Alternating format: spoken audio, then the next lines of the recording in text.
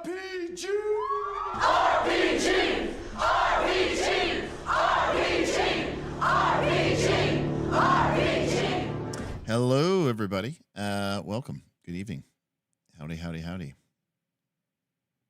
There we go. Color has returned. Yes, we can make it. We can go back to the black and white if you guys want. There we go. How is everybody? Actually, that's just a filter. I could turn that off. There we go. How is everybody? Hopefully you're doing well. Yeah, we're still just playing around with all of the different, sepia tones. Let me see if we have sepia tones. I'm sure we do here. Color correction. Let's see. We could do a hue shift. Let me get it. How about we're just tripping balls? There we go. There we go. Any case, hopefully everybody is doing well. Keep it black and white. It's more old school. It's true. We're doing an old school. We're doing an old school one tonight. That's true. That's true. You can see this is Maple's bed over there. So unfortunately, what is happening right now is again, I probably, you know what I probably have to do? It's possible it got messed up because of the AWS outage. That's a possibility. Maybe that like the person who runs this extensions, maybe their services got really messed up. But it's really weird because the web address, which displays the chat in the OBS, is working fine. But when I take that feed and I put it into my teleprompter, it shows up as blank. I mean, if I put it into any of my monitors, my teleprompter is just another monitor. And it's showing up as blank. So I'm not actually able to read the chat in my teleprompter like I normally can, which also means I can't highlight anybody's chat, unfortunately. So I don't know what's going on with that. I mean, I'm probably going to try to update the extension, turn it off and turn it back on again. But I didn't think that was going to be a problem until we started the stream. And here we are. So whatever. The unfortunate reliances upon technology. Well, I was getting some sort of weird Cloudflare error. So, I mean, that's not obviously an AWS issue specifically, but again, I'm not really sure what was going on or what is going on with this extension. So unfortunately, I cannot call out your chats as I normally love to do. It's not being cool. It's not working. It's sort of working because you can see your stuff very clearly up here in the OBS chat, but I can't see it unless I read it from the string thing.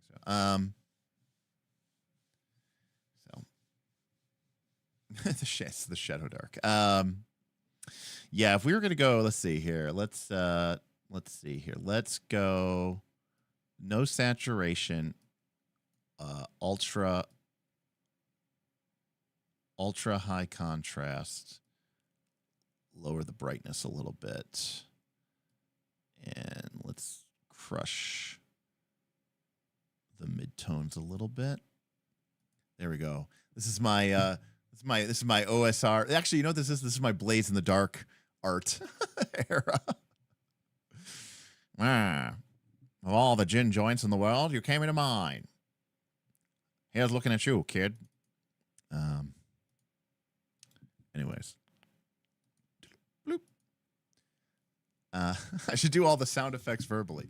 Well, the sound effects should still be working. But yeah, I don't know. I don't know what's going on with. I don't know what's going on with the extension, and I don't have really time to figure it out right now. So it is what it is. We'll figure it out when we figure it out. Unfortunately, it's going to be a little bit more inconvenient for me to read along because normally I get to look right into the camera and I get to see all the chat, but now I can't. So. Anyways, yeah, we're just hanging out. I had a little bit of a family emergency. My nephew got into a car accident. He's fine, but I'm 99% sure he was at fault, and he was probably texting and driving, because he's 19.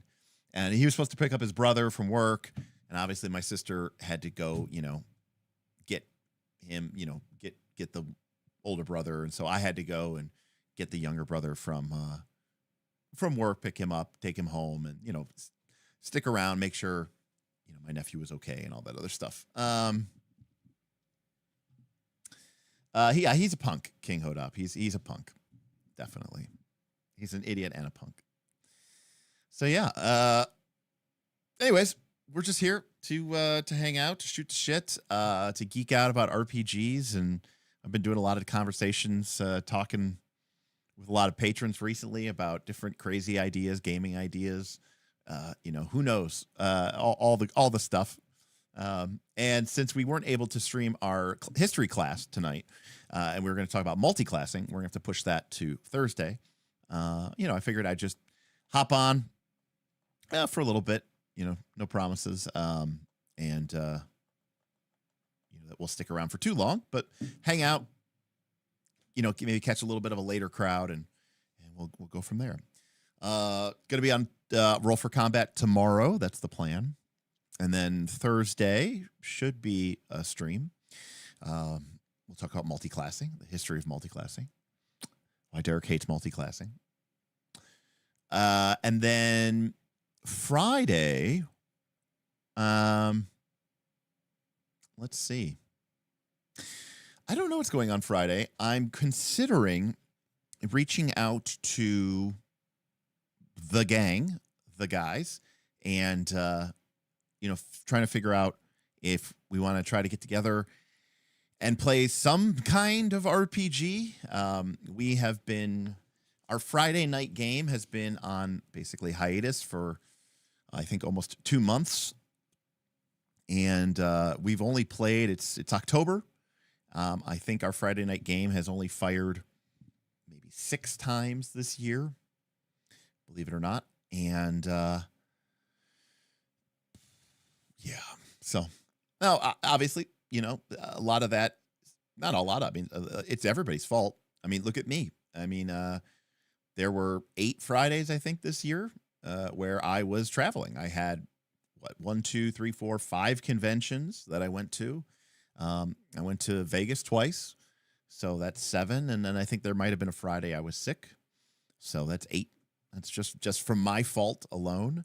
But unfortunately, the other 40, or 32 was, someone's fault, or someone couldn't make it, or 2 people are out, 3 people are out, and it's the unfortunate reality. So I don't know. I don't know what I'm going to do. But there's so many games that I want to play, and now the backlog is just about to, it's about to crush me. It's about to, literally break me, because the games are coming out faster than I can play them already, and now I'm way behind. So, of course, it was a very trying year for everybody. I mean, I lost my dad. I lost my job. I'm not trying to beat myself up too much about it, but gaming has always been certainly a important part of my life, and I definitely think that unfortunately, for people who have families and spouses and stuff like that, those things always come first, which is rightfully so. But unfortunately, all work and no play make Jack a very dull boy. So I've been trying my hardest to see if we can figure out a way to get everybody in the same room together. So yeah, unfortunately, I am looking forward to, though, I'm hoping in 2026, with me not having a job and kind of adjusting to that new normal, I'm really hoping that I'll be able to run more games with members of the Patreon. And yeah. Yes, Thaddeus. Oh, it's so weird. I wanna highlight your chat so bad, but unfortunately, like I said, it's not working. Yes, it's true that the poll that I might run for the community resulted in whatever you want, a delightful non-answer. I mean, well, really what that was coming down to, Thad, is, last year, or I said this year, I ran Torchbearer. I ran 2 Torchbearer campaigns, and Bob ran Path of Glory for Dragonbane. And next year I would like to run, maybe 6 to 8 campaigns. And obviously, to a certain extent, I'd like to keep the patrons happy. And so really, it's about polling people to say, hey, you have an opportunity for, because of your patronage, to potentially get together with some of your fellow patrons and me, Derek, as your game master, and, hang out and play a game. what game would you like to play? Now I can't guarantee that if somebody says if 18 people said they wanted to play Vampire the Masquerade 5th edition or whatever, I would probably respectfully decline. But if the majority of people said whatever Derek wants to run, well then, free market, here we go. Here we go. Thad, you're on the exact same wavelength as me. That's fantastic. Exactly. Make them eat those words. Now, the reason why that's kind of bullshit, though, Thad, is because if I went and I posted signups for my games, and there was a free market game, and then nobody signed up for it, I would be like, well, you guys were clearly bullshitting when you voted for whatever Derek wants to run, because you didn't want to vote. Duncan McNeil asks, have you ever run the Fantasy Flight Games L5R game? How do you like the rules in it? You mean, I went the wrong way. You mean this game that I own every book for? Yeah. I've run it. I've run it twice. I've run a small campaign of it, and I kind of ran a extended 3 or 4 session adventure for it. I think it's fantastic. I think it's excellent. I think it's a little underbaked in some places, but all in all, I think it's pretty good. Why is let me see. I'm just get a little bit more light here.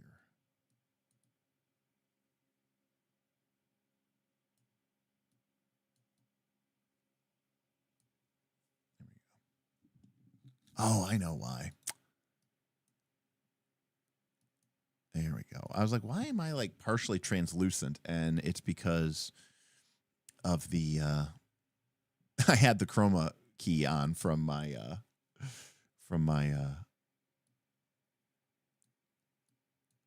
green screen. And there's a little bit of a green cast to this camera. I got to mess with the white balance settings. Here. This is for me later, so I can just do this easier when I'm watching this back.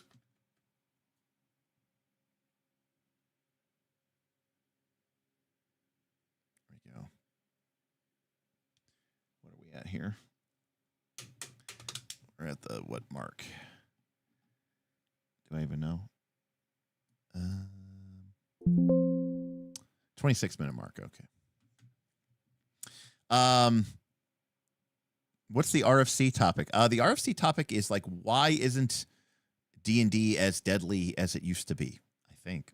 I have no input on the topics. Often I don't even know what the topic is going to be until 2 hours beforehand. Sometimes I'm too busy. I'm running around and I don't even know what the topic is until I get onto the Zoom call with Steven and Mark. So.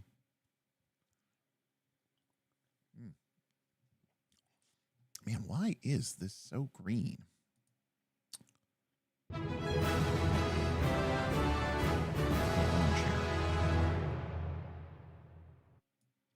Hey, thank you, Edward. $10. Balthor the Butcher died in Dragontide today. Here's some money to celebrate his glorious life. Balthor the Butcher, yeah. Shout out to you. You guys had a very rough session.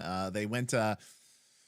Unfortunately, the island of the Serpent, the island of the Serpent Men has claimed another 2 victims. 2 people died tonight, and 3 more were left grievously and severely injured. Edward, it was Dragonbane at its most. Dragonbane at its most capricious, for sure. That's definitely the case.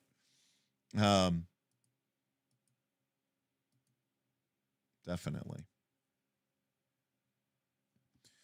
Here I'm trying to see here. So yeah, Duncan, I really like Legend of the Five Rings. I think it's great. Thank you, Edward. Jake says, I want Derek to run the play-by-post Legend of the Five Rings diplomacy game. Yeah, I mean, that's definitely on my list of things. I don't even necessarily know that it's Legend of the Five Rings mechanics at that point, right? It's more of like a Legend of the Five Rings themed, you know?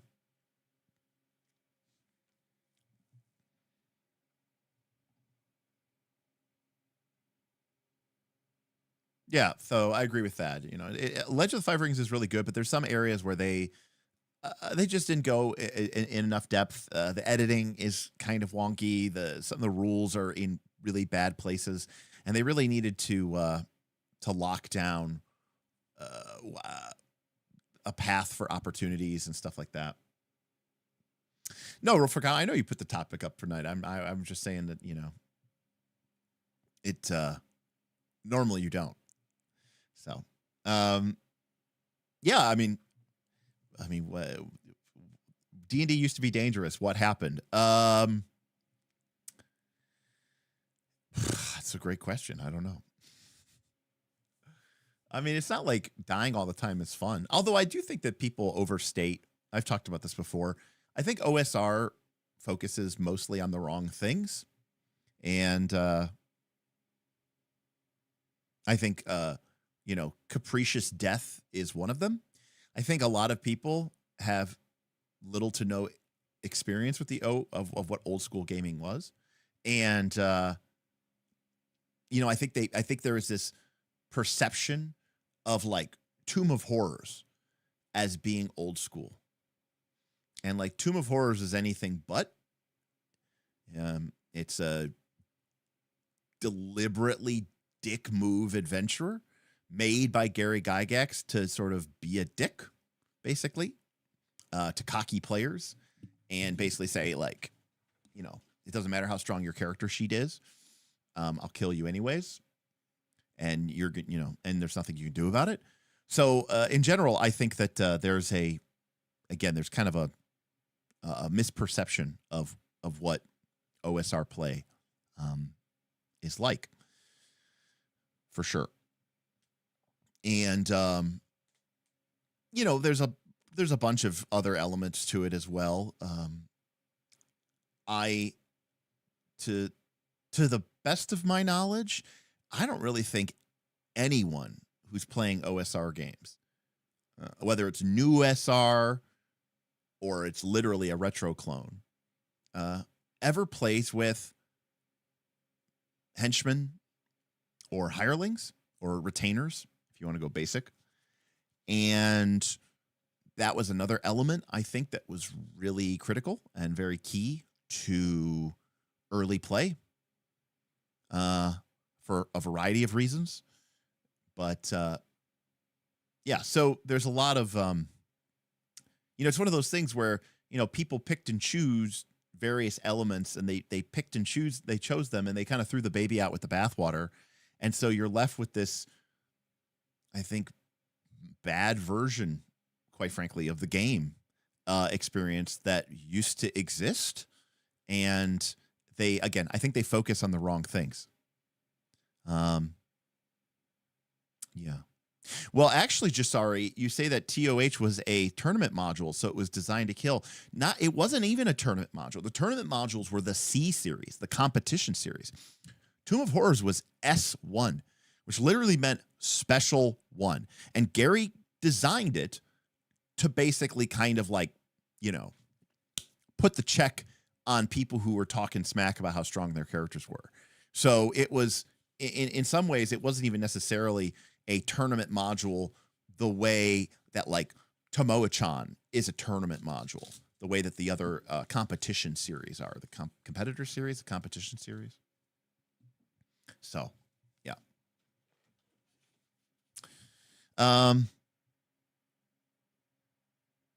So, you know, David Heron says, I run OSR games and henchmen and hirelings are a huge part of it. Tonight's game had 4 henchmen involved. And yeah, like I think that's doing it right. And I think that the culture of play that a lot of people inhabit with our modern sensibilities don't really play well into the henchman hireling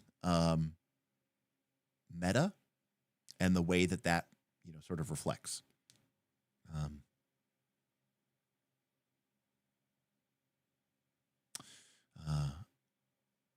But yeah, so I mean, there's a lot of reasons for it, right? Like having well, there's, I mean, I could go into great and extraneous detail, but you know, the default hireling, right? Like typically didn't go adventuring with you. They wouldn't go to dungeons, I should say, with you, but they would accompany you on overland journeys. And this is really important because if you look at the random encounter tables back then and you look at the overland encounter tables, they would be very significant. It'd be like, I don't know, 8d6 orcs or something like that, or 8d6 goblins. And you're like, how is my party supposed to be able to beat this? Well, because your party was supposed to have like, I don't know, 8 to 10 to 12 to 14 men at arms or whatever, helping defend them and setting up a base camp. And then when it came to the actual dungeon experience itself, again, you were fighting a large number of creatures. Action economy was just as important as it was, back then as it is now. And having these retainers was really important because, number one, they functioned in some ways as a red shirt. You could kind of send them into a dangerous place where your main character did not. Now, that doesn't necessarily mean that they were suicide people, but I mean, look at, even modern militaries, right? The sergeant or the corporal or whatever says, hey, private, go to the top of that ridge line and tell me what you see. Private so-and-so, go, scout the road ahead. There's risky ventures for these retainers and the like. And obviously, if they're put into too much of harm's way, they could potentially leave your employ. But secondly, if your PC did die, then oftentimes, your loyal retainer, your aide de camp, your sidekick, your personal attaché, became just became the default secondary character, and you could just pick them up and keep playing, and maybe they become your main character, or maybe you eventually make another PC, but you at least get to keep playing in the current session, even though your character just died. So, and there was also this idea, I think, with old school play that the party, right, was more important than the individual. And that, and to a certain extent, it wasn't about your character, right? It was about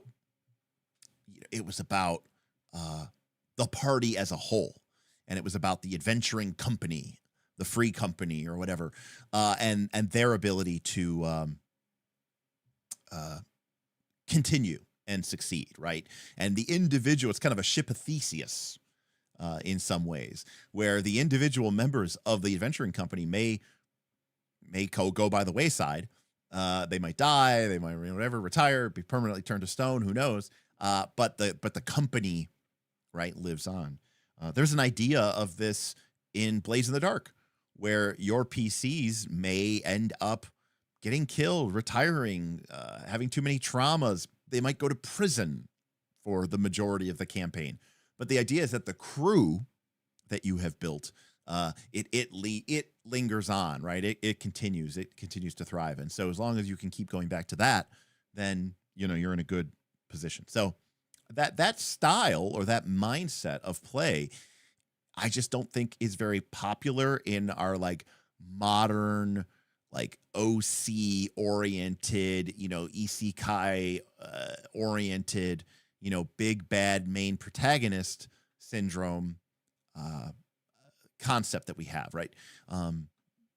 It doesn't really fit the superhero narrative as much as it does, say, the older school, where the adventuring party was, more like a military unit, and the PCs were kind of the officers, and maybe the high level, the non-coms, the lieutenant, the captains. And then you had all these, privates and PFCs and corporals that were kind of around, doing the grunt work, so to speak. Anyways, I don't know how we got off on that topic. It's really hard for me to do this without my chat without my chat. So I apologize. And I have to look down to see what's going on here. Yeah, David, I agree with you. I think most people who play TTRPGs have just never been exposed to an OSR game run by an experienced DM. I've run games for 30 years. You can't shortcut that. No, you certainly cannot.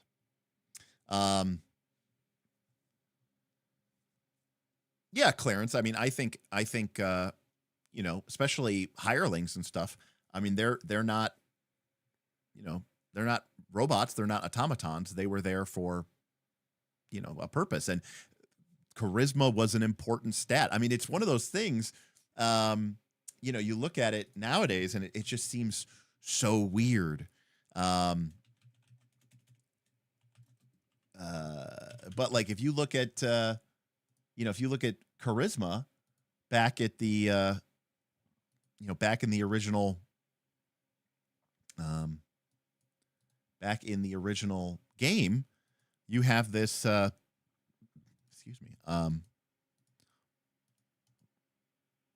have this really strange thing that we just don't even think of now as being anything, like you're like, wait, what is all wait, charisma? That's for sorcerers, right? That's like the only thing it is. And we don't need it for social encounters because we just role play.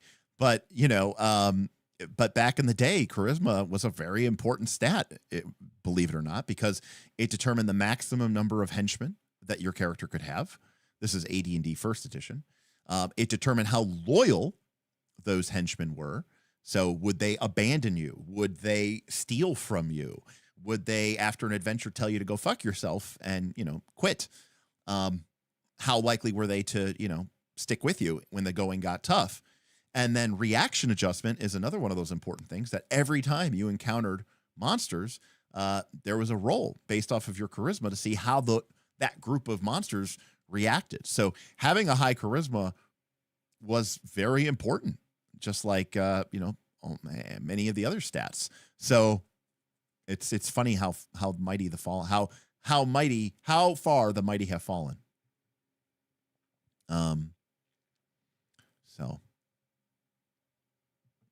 But yeah, I mean, when the last time we played 5th edition D&D, we played B2, Keep on the Borderlands, and we played Dungeon Time Extreme, which is our extremely super hacked version of 5e D&D, but basically 5e D&D, it sort of. But the monsters, I used the monsters, and the group established a small base camp outside of the Caves of Chaos to use as a launching off point to explore the caves, and not have to go, the 2 or 3 day journey back to the keep every time. And eventually they ended up bringing 10 mercenaries with them, with bows, to help defend their sort of nascent keep. And I remember there was a random encounter, which I told the group knew was on the random encounter table, with a red dragon. I think it was like a young adult red dragon. I don't know 5e too well, but it was like a CR 7, maybe. Anyways, maybe it was a CR 10. But anyways, so this dragon comes coming in low over the tree lines, and it's going to breathe on the whole group. And the party, along with their 10 level 1, whatever, CR 1/2 hirelings with longbows, open up, sending a shower of arrows with whatever things that they have. And before this dragon could close the 600 feet or whatever to be within breath weapon range, they had bloodied it. They had reduced its hit points by half. And the red dragon said, "I'm out," and banked away and left them alone. And the group was like, "Fuck yeah, that was awesome," And, there was like, as the red dragon was closing in, the morale of the hireling was starting to break. And I think it might've been Smith, or it might've been my buddy Rich, who was playing a cleric, was kind of like hopped down off the parapet to stand with the men and was like, "Hold, boys, hold," "We're counting on you." And it was a cool moment, but it made the difference. And it was kind of cool. It was kind of actually, I've said before, I think 5e is secretly very old school, because that kind of what I just described could not happen in PF2. It could not happen in 4th edition D&D. It really couldn't happen in 3rd edition D&D. The last time that could reasonably have happened was AD&D 2nd edition or 1st edition or basic. So I thought it was pretty cool. I thought that was really neat. And we were all really jazzed by that. That was pretty sweet. And of course, the idea that if the dragon had closed, you know, it would probably have been lights out for a lot of people. But you know, it's fine. It's fine. It's all good. I'm like relearning how to stream. I don't, you know, people who stream and don't have teleprompters with their chat in it. How do they do it? That seems so annoying. When I was rearranging everything, I definitely need to reset my color profile in my thing. It's just so oversaturated. Maybe I can change it here. Hold on a sec. Let me add a little bit of a filter here. Let me add a color correction filter. No, that's not going to do it. They only have brightness and saturation. I guess I could desaturate a little bit. What do we have here? HDR, Luma key. No, we don't really have. We need like a LUT, but I don't have one. I'll just desaturate myself a little bit and lower the contrast a little bit.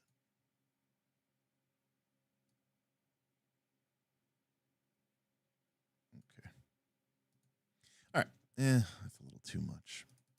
I'm like, I'm on the fly. We're just messing with things a little bit too much. Ooh, there we go. Too dark, too dark, too dark, too dark. 0. Let's go minus 0.3 and give us a little bit more kick in the midtones. Okay. Junderlin, if you were to add reaction rolls to 5e, would you just add the charisma modifier or the persuasion skill? So, Junderlin, I think I will say this. I will say I think there's an opportunity in 5e with the skills to really potentially sort of have it both ways. So I think if it's literally, so a couple of things. Number one, this is the way I play it, and this doesn't always apply. Okay.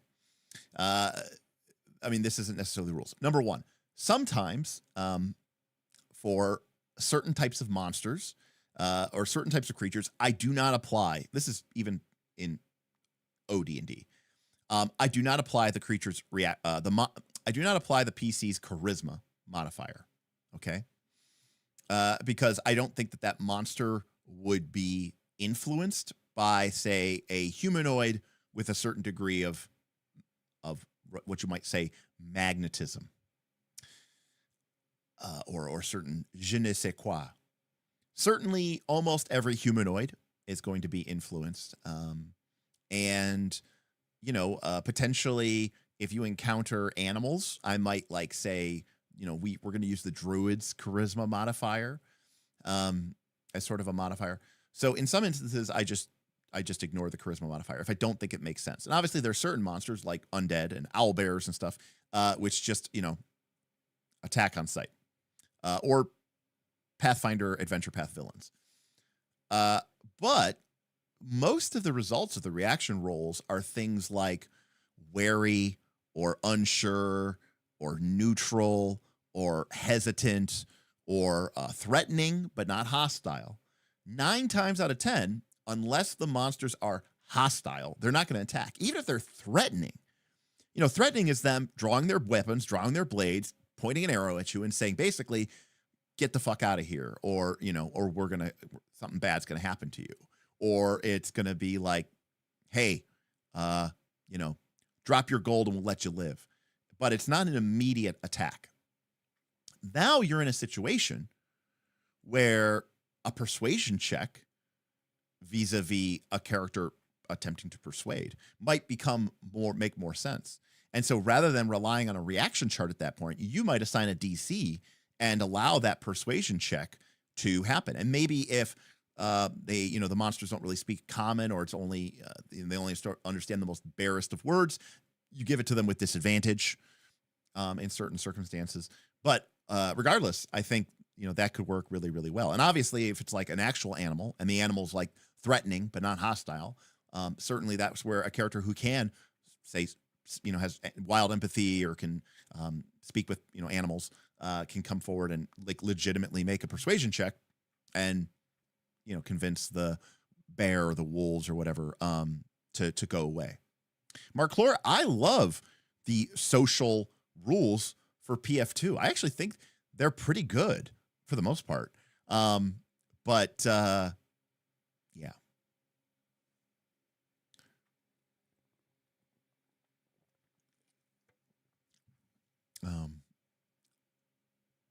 So I just think they get ignored a lot, which is fine. Zen Bullet. Hey, what's going on, buddy? No ads, only Derek Angry Dog Meme. Thank you, Zen Bullet. I appreciate you. Yeah, so I've been trying to think of things that I could do with my super chats. And so like one idea I had here is because, the patrons are so awesome and the people who tip here are so awesome. And see, now for some odd reason that's doubling up. Cool.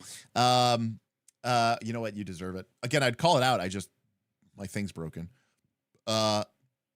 Is I really don't make that much money off the ads off of my thing. So I'm probably gonna have like a tip goal where it's just like, hey, if we make this much money in super chats or tips or whatever like that, I'm just gonna keep the ads off and not worry about it and let other people enjoy your largesse. Mark Lore, I completely agree with you. And in fact, I know that you're right. So Mark Lore said, 5e is not secretly old school. It was intended that way from its conception. The whole OSR is dead, long live OSR thing was because 5e made it mainstream. Yeah, I mean, the OSR obviously came out prior to 5e. In fact, the OSR came out prior to 4e when people realized that you could use the OGL to reprint the old versions of the game, which is how you end up with stuff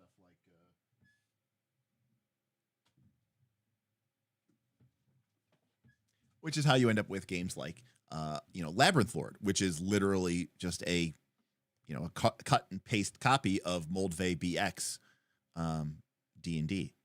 Of course, nowadays people mostly think of old school Essentials, which is also the same thing, but just with modernized editing and updated, a little bit of updated, tweaked rules for clarity. But after 4th edition, I think 5th edition was just designed to sort of be, and they were basically like, yeah, we're look, we irritated people, but here we go. Here's our kind of apology tour. And when I was doing the playtesting, the D&D Next playtesting, that was definitely the vibe I was getting from everybody involved. And then for whatever reason, it got popular and it blew up and it became very popular with the theater kid crowd and with, coffee baristas. By that, I don't mean coffee baristas who are playing the game. I mean people playing player characters that are coffee baristas. Very famously, the Strixhaven, I believe, adventure. Right? You're a you run a coffee shop. COVID might be a great reason people picked up the game for sure, but I don't know why the focus on, super deep narrative storytelling instead of just, classic old school dungeon adventures, which D&D 5th edition seems very, highly coded to do. I mean, even when you look at all the feats in 2014 D&D, it's like combat feats and, feats like the Dungeon Explorer, the Dungeon Delver feat, right? It's for dungeon delving. All the racial abilities are all for dungeon exploration and combat. So, yeah.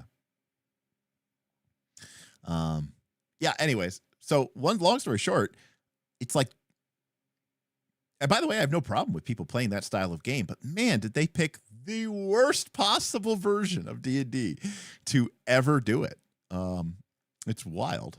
It's just one of those like ironic twists of fate that it just so happened, to be there. And again, this is the chicken and the egg, right? The Critical Role or the 5th edition. And, You know, who's to say how much of an impact that Critical Role really had? Was fifth edition just really popular, and that's why Critical Role became popular, or you know, whatever? I mean, Junderlin probably right. People grew up reading playing video games and movies and stuff like that.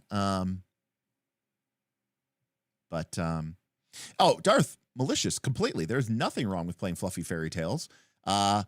It does put a lot of expectation on the GM, and more to the point, when you play a game like that and your system doesn't really support that kind of game, what are you supposed to do?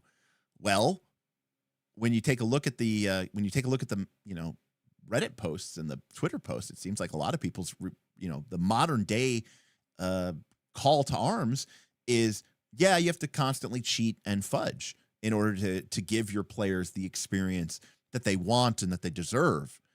And I find this shocking. And I think it's almost seen now as like the mark of skill of a good dungeon master in 5th edition D&D is the ones who can cheat or fudge the most. It's a very strange behavior.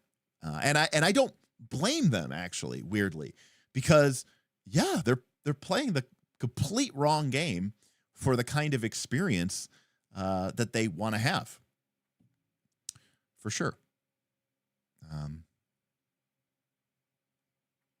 But what is Nilbog asking the really question? What is the best edition to play as a barista? And I'm gonna have to say 3rd edition D&D. Only because 3rd edition literally had NPC classes, okay, where you could literally play as a commoner or an expert, aka just like a specialist. So I'm gonna go with 3rd edition. 3rd edition also technically had D20 Modern, and presumably a barista is a fairly modern term, so you could use the D20 Modern classes to make a barista, potentially even picking up a barista prestige class. Like if you were one of like the black apron people at Starbucks, or the brewmaster. I think they're called brewmasters, right? Like if you pass some test at Starbucks, you get to upgrade from a green apron to a black apron. Right. If you take it really seriously, Sweet Threat, maybe you're an expert. You're a latte oster. Derek Rawlings says brewmaster is correct. There we go. So that's a prestige class, right? Brewmaster. Hey, thanks for the resub. 5 months, Milbog. Appreciate you. There was probably a barista feat at some point, sure.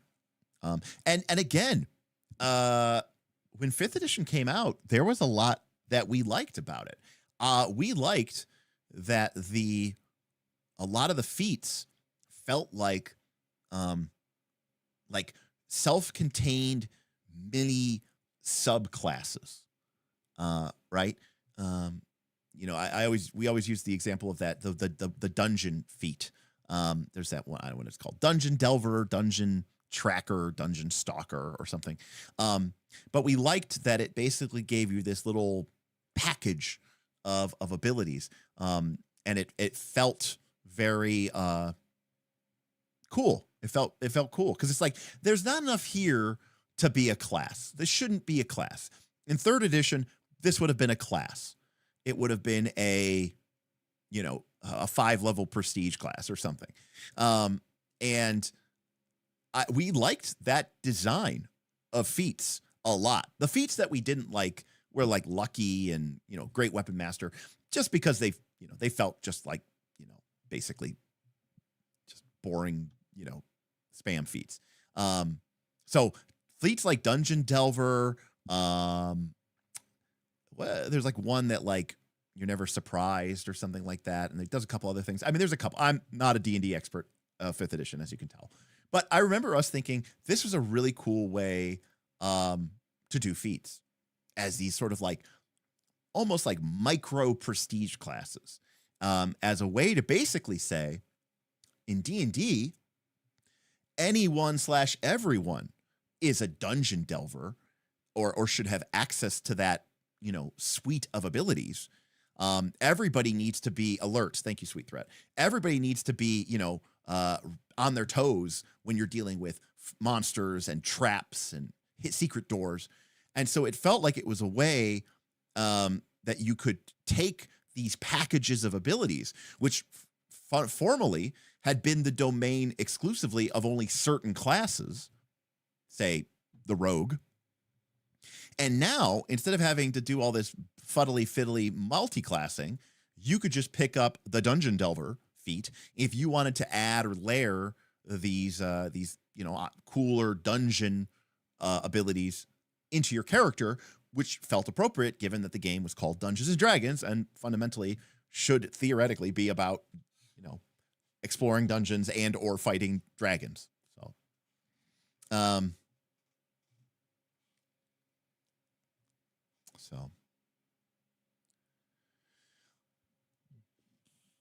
And the other thing is Junderlin, I don't necessarily know that dungeon style play has to be gritty or has to be realistic. I mean, remember, we're talking about a game, D&D,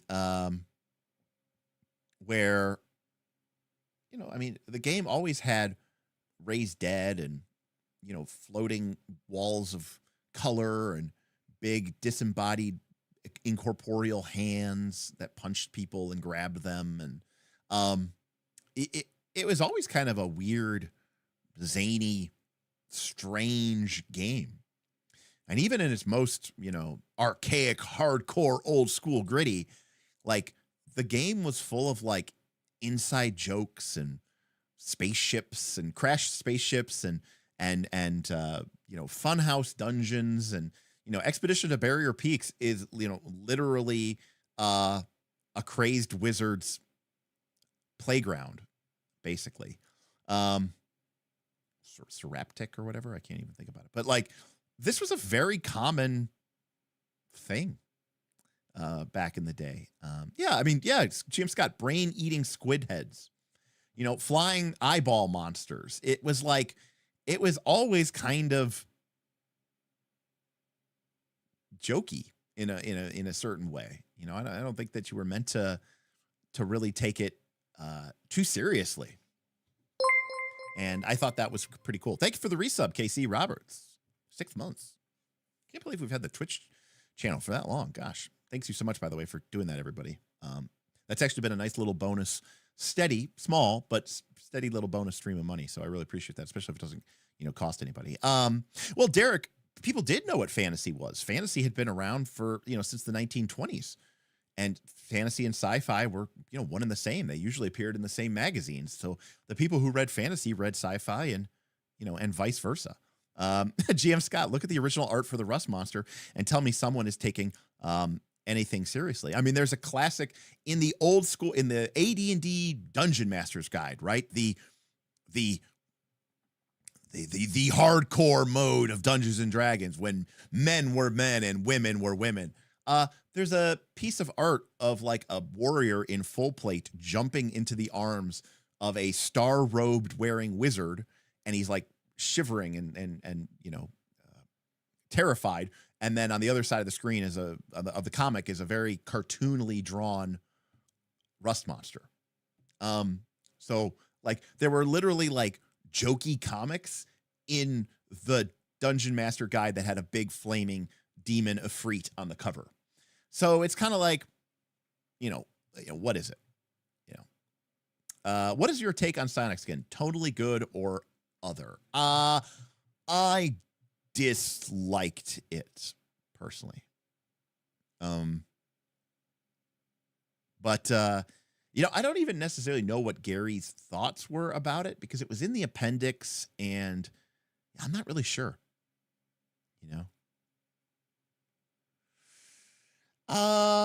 it was a little, it was a little weird. It didn't feel like it fit well in with the rest of the monsters, despite the fact that then every single monster in the monster manual had to have psionic modes on its stat sheet, even though 99% of them didn't have any psionic modes. And like the whole like paper, rock, scissors, lizard, Spock thing of like ego whip, id insinuation, psionic blast, psychic tower, mind shield. I don't even remember the psionic attack and defense modes, but I think that's most of them. Id insinuation, ego whip, Mind Blast. I don't know. The fact that there was this whole like separate sub game of, again, Paper, Rock, Scissors, Lizard, Spock. It was weird, and we never cared about it, and we just liked Magic. Magic was cool. I didn't need Psionics for it. But, you know, as we sort of lean into that idea of old school, I mean, it certainly fits the sci-fi Calgary genre. Arc tipped Hey, Cal. $3, and frogs were frogs, not these gripply or lashy bizarro races. That's right. Frogs were frogs. Well, they were giant frogs that ate you outside of the moat house in Hamlet. I will say I do have I think Gripply. Were Gripply in first edition? I don't know. I mean, Kuatoa were. But you know, I don't know if Gripply were in first edition. Were Gripply in first edition? We shall see. Oh, my camera isn't set up for overhead. Otherwise, I would just show you guys my monster manual as we look through it. I'll say, how fast can I do this? Whew. Oh no, I can't do it fast. All right, Gripply. My guess is no, they're not in here. Gripply. We got that invisible stalker. No Gripply. Golems. Gorgon, gray ooze, green slime. Groaning spirit, aka the Banshee. Griffin. Goblin. Knoll. Hell yeah. Lots of giants. Giant Gars. Gargoyle. The Gas Spore, the Gelatinous Cube. The Gas, the Ghoul, and the Ghost. Second edition. Second edition seems more plausible. I don't think I have my second edition stuff up.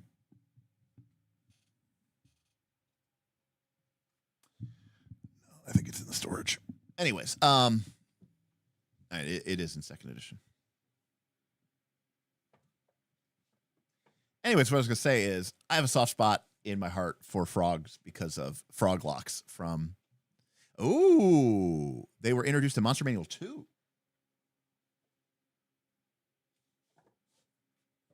All right, let's take a look at Monster Manual 2.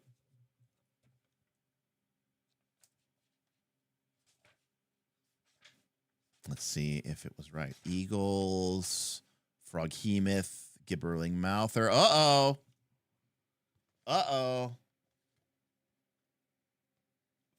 We got Gripply.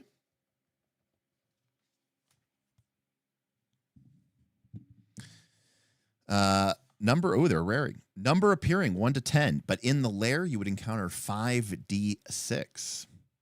Their AC was 9, which today we would call AC 11. Their hit dice were D8 plus 1, which was important, not because they got 1 extra hit point. It meant that they were slightly stronger than a 1-hit die monster. They're damn. What did they do? They are intelligent humanoid tree farms. They have 700-year lifespans. They have gray-green skin, which gives them natural camouflage, and they surprise on a 1 through 4. It's on a D10, by the way. Doesn't say that, but if you know the rules. They have ultra vision. Oh, okay. So they can see in light and daytime. They're not warlike. And a few, 1% to 2%, have psionic power. There you go. A Gripply lair is built on the ground. It consists of mud and wood huts. In the lair, there will be 5 to 30 males. That's the 5d6.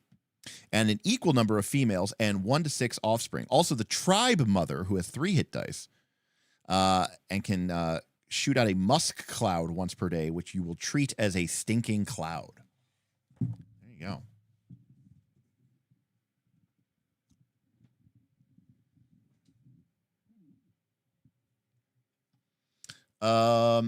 Junderland says, what is your go-to hobo / poor man's meal? Like stuff you just always have around the house, but haven't gone shopping for a few weeks. Well, probably cereal, but currently having ramen with egg, hot sauce, and quesadilla. Let's see. I always have cereal. I always have oats. I make like protein oats. I always have whey protein powder, so I'll just throw some oatmeal and some protein powder and mix it with either some milk or some water if I really need something quick and not terrible. I usually have rice and pasta, frozen vegetables. So, you know, rice with some like frozen peas or some like peas and carrots and rice with a little soy sauce or hoisin sauce. That's pretty good. If I do have a protein, I can throw that in. What else? I usually have pasta, but I'm not like a huge noodle eater as much.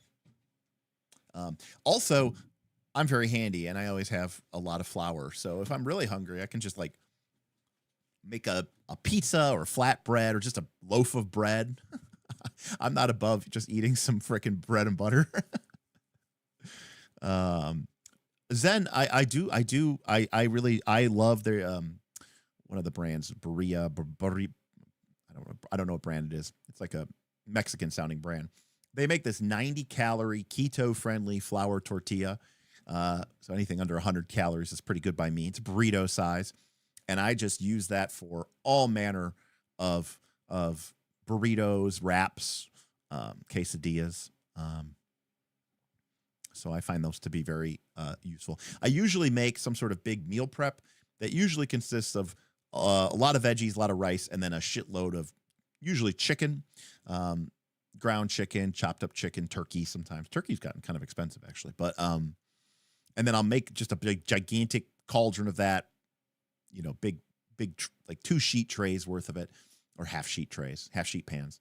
And then I'll like freeze half of it. I'll put the other half in my fridge. And then sometimes I'll just eat it straight up. But a lot of times what I'll do is I'll put it into the tortilla, sprinkle it with like a Mexican cheese blend, put it in the microwave or for, you know, a couple minutes and then wrap it and eat that. Usually I'm pretty good about that. Usually get, you know, 30 to 40 grams of protein for about 400 to 500 calories, which is pretty good. I have an air fryer, but I just use my oven. I just use my oven for everything. I don't really find the air fryer that useful. And I have a pretty nice one. I have a big one, but it's not, I don't know. I bought it. I bought into the hype and I didn't really use it that much. But yeah, cereal's great. I have like the best of cereals and the worst of cereals. I always have Fiber One, which is as tasty as it sounds. But strangely, I do enjoy the taste. I've just been eating it for so long. But I also love like Cinnamon Toast Crunch. So like, so there's both of me.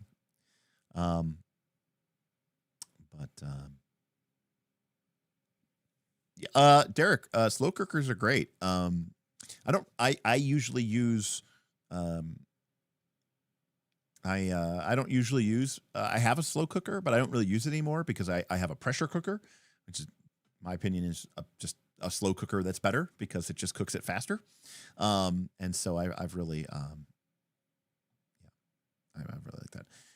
Junderlin, I've recently been converted, but hot take, turkey is trash and chicken is great. Thoughts? You know, turkey is a little leaner, but I mean, I'll say this. I do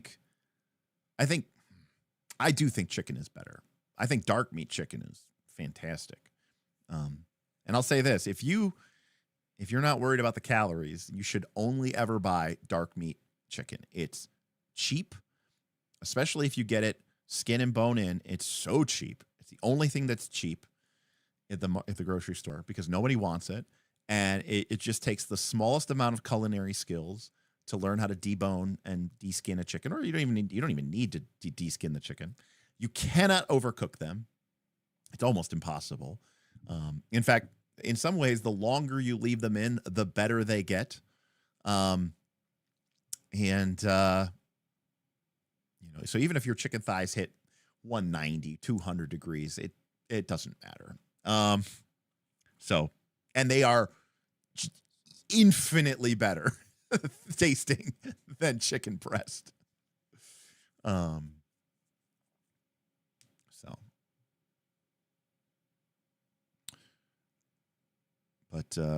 So Also, I'm not above. I'm not. I'm not. I. You know, I'm not. I'm not above buying. You know, just buying a rotisserie chicken from the grocery store sometimes and just ripping into that thing. I have been definitely known to just eat a whole bird in one sitting, you know, with my hands. Zen, I would love to have access to like a heritage, you know, heritage bred, farm raised, organic chicken. But it's just not really an option as much for me. About the only thing I buy that I make sure I buy that is grass fed is beef. I don't really eat beef that much. When I do, I don't really eat it, but when I do, I tend to get I do get the grass fed. So, I used to eat a lot of eggs, like a lot of eggs, and I don't really eat eggs anymore either. And that was even before they were really expensive. I just stopped eating them as much. King Hodop, that sounds amazing. I love a good rotisserie chicken for sure.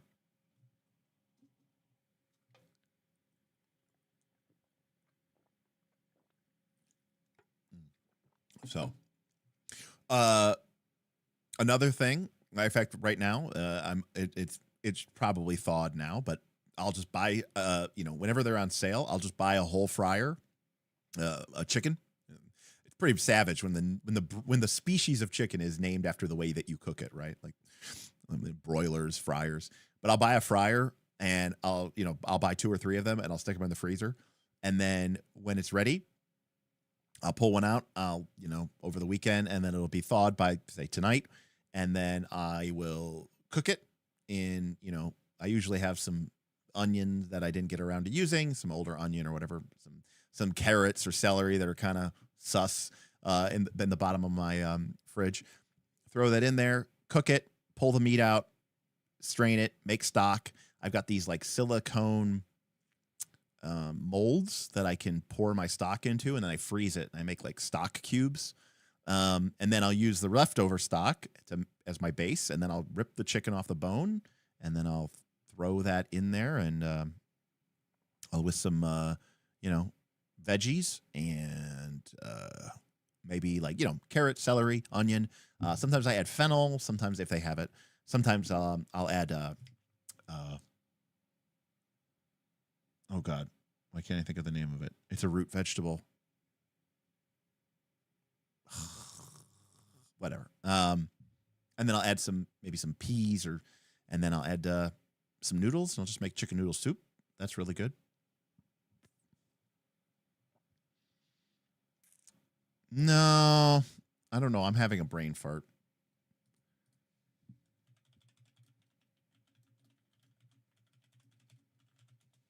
Parsnip.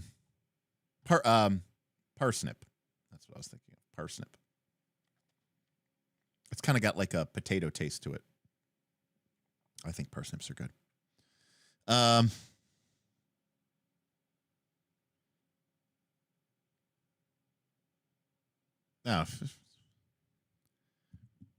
I don't even know where this tangent came from. I think Junderlin asked about chicken or something. I don't remember how we got it. Look, I said it was AMA. We could talk about whatever RPGs we want. Or just, kind of hang out and shoot the shit. I don't know. Although apparently I just learned from this chat, well, like 10 minutes ago, 20 minutes ago, that Bob is running a Dragonbane adventure on Friday. So I guess I'm not playing RPGs on Friday. Never mind. But I do need to get, I need to get my crew together. One of my players is in chat. He hasn't been on the show, but and we were talking at a friend's birthday party this past weekend, and we're just like, we need to start playing. I don't know. I don't care we just need to play. Like it's gotten out of control. So, I'm unemployed, and in theory, one of the benefits should be I should have plenty of time to play games. So, I'm going to enjoy it while I can.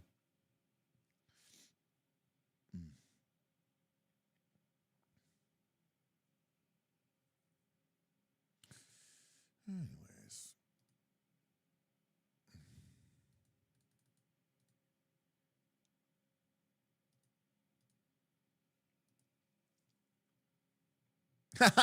Jacob Online, I am well on my way. Okay. Of my primary core gaming group, you know, the half of them, including myself, are not working currently.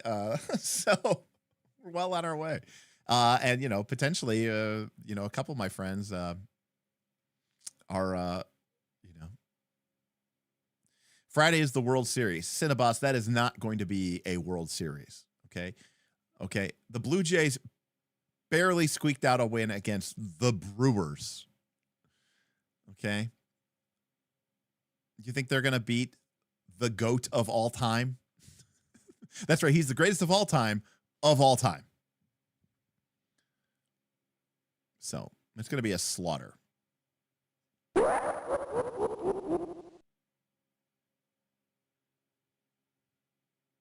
Not the Brewers. I'm sorry. The Mariners. Yeah. Sorry. Hey, David Dragon. Thank you. Do you have any thoughts on hacking 3.5 more in the direction of supporting the OC style of play? Wow.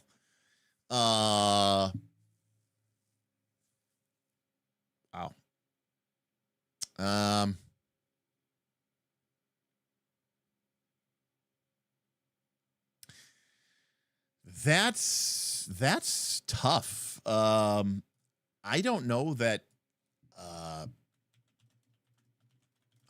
that is it is really, you know. So the OC style of play was from this article that was made a while ago that got a lot of traction, where this person wrote down what I thought were some crazy definitions of the 6 cultures of play. And like one of them was called like Nordic LARP. I found the article to be very bad. And I thought their terms and definitions were completely obscure and strange. But OC is basically termed for neo trad games, you know, a modern style game, right? Where it's all about like, you know, creating a player aspiration, and, you know, yeah, it stands for original character. And it's all about like, you know,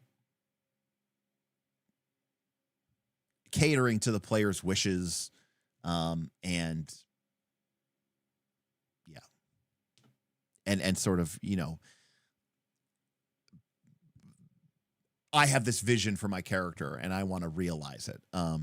So the only thing I would say, David Dragon, is, you know, 3.5 has a ton of supplements and a ton of books and a ton of classes and a ton of prestige classes. But, you know, in terms of the neo-trad elements of it, if you want to focus more on the what I would call the more focus on the narrative elements of the game, that's pretty tough, because 3rd edition doesn't really it doesn't have anything. It doesn't have any sort of meta currency.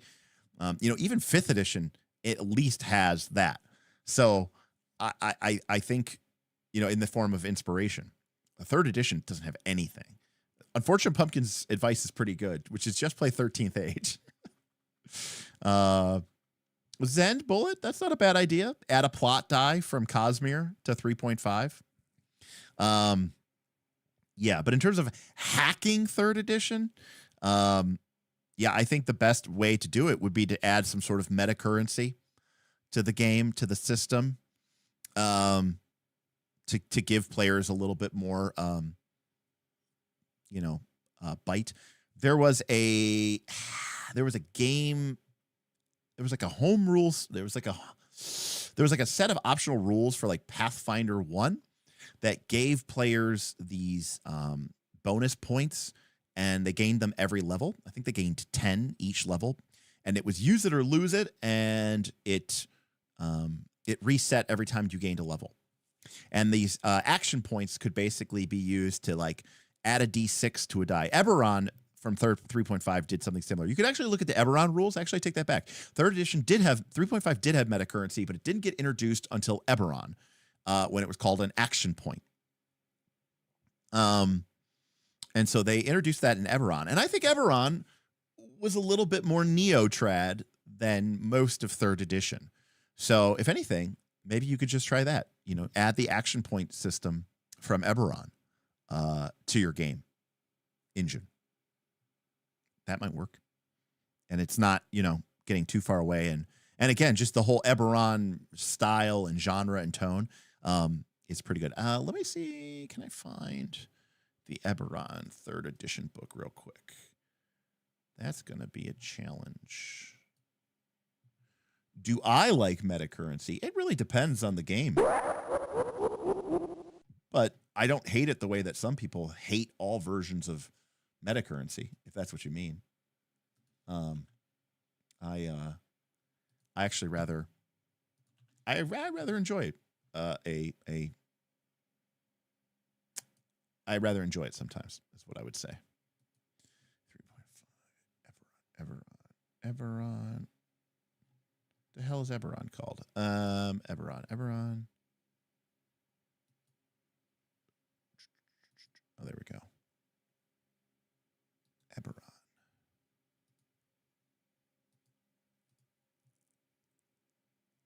Okay, let's go here. Let's go there.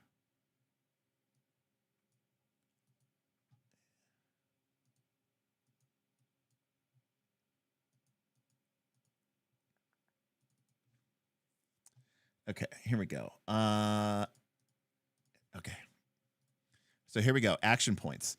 So action points provide a player with the means to alter a d20 roll in dramatic situations, right? It already sounds like the plot die from Cosmere. Reflecting the luck that can change crushing failure into heroic success. You could spend an action point to improve the result of an attack roll, a skill check, an ability check, a level check, or a saving throw. Certain feats and prestige classes features allow you to spend action points in different ways. And so this is really cool. The Eberron book actually gives you additional ways to spend these feats. So again, there's a lot of rules here. When you spend an action point, you add the result of a d6 to your d20 roll to help you meet or exceed the difficulty number. You can only spend one action point once per round.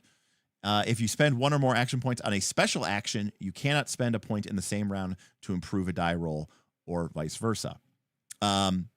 At 8th level or higher, you can roll more than 1d6, in which case you take the highest and disregard the lowest. And at 15th level, you roll 3d6 and take the best of those three. So 3d6 keep high. At a brand new character, you have 5 action points. And every time you attain a new level, you get a fresh supply of action points equal to 5 plus half your level rounded down. Any action points you did not spend or lost. Or any action points you didn't spend are lost. So use them or lose them. Yeah, there you go. So that's, you know, a lot of the things that this is talking about, I think, you know, making the characters larger than life, a little bit more superhero-y, have a little bit more control over their destiny, feel a little bit more of that main character energy, I think can come from spending these action points. So my advice would be go ahead and use the Eberron action point rules. And apparently there's some feats that interact with the action points as well. I don't recall what they are, but I'm sure they're in here.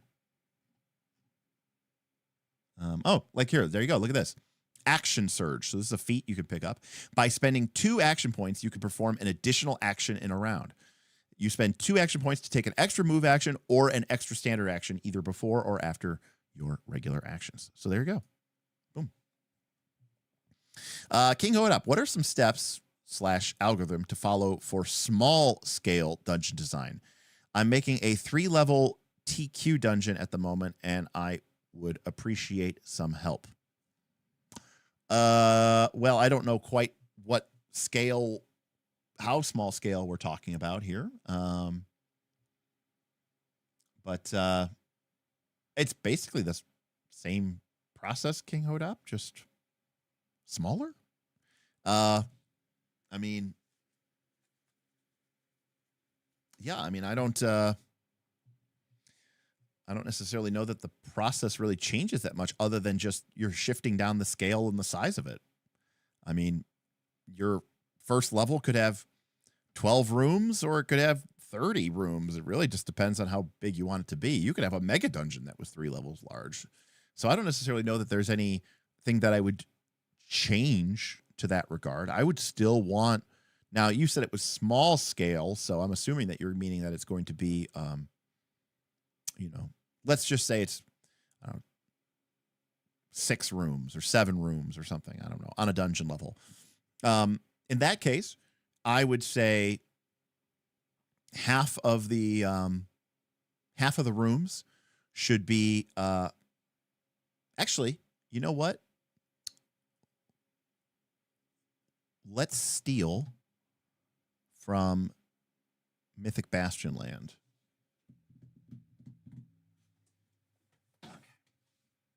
We're going whiteboard.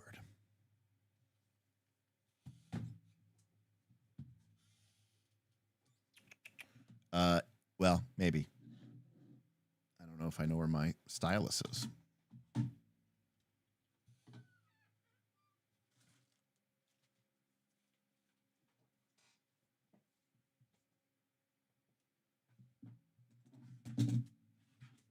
All right, stylus located. All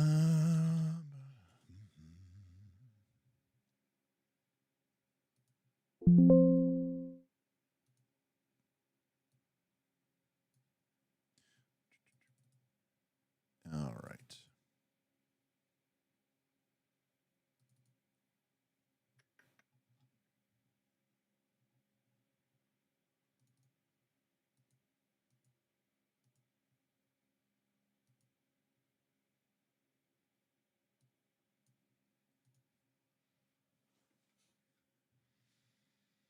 Okay.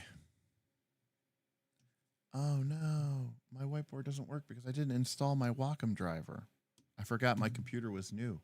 We literally just did this. All right. Audible. We got to go to Excalibur.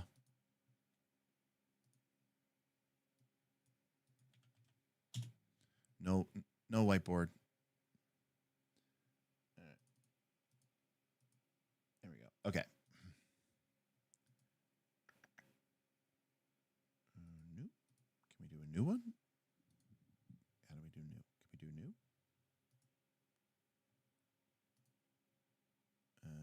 Sign in. Google.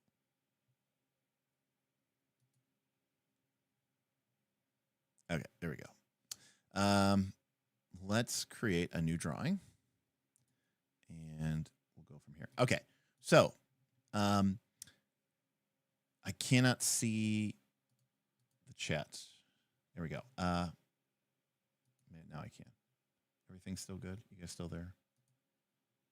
Bueller. Actually, I don't. Did I close the chat? Uh-oh. I may have accidentally closed the chat.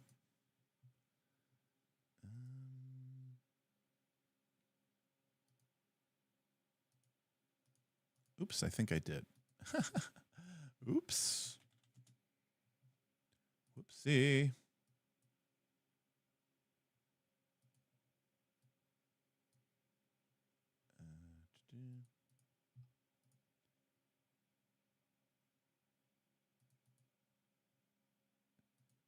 This whole not having access to my thing has been really crazy.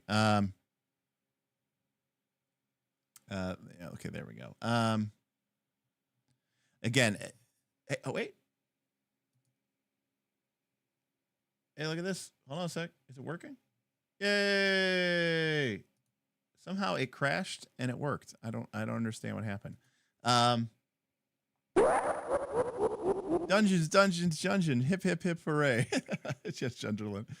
Look, everything crashed and it was for the better because look at this. We've got our ability to call out the things there.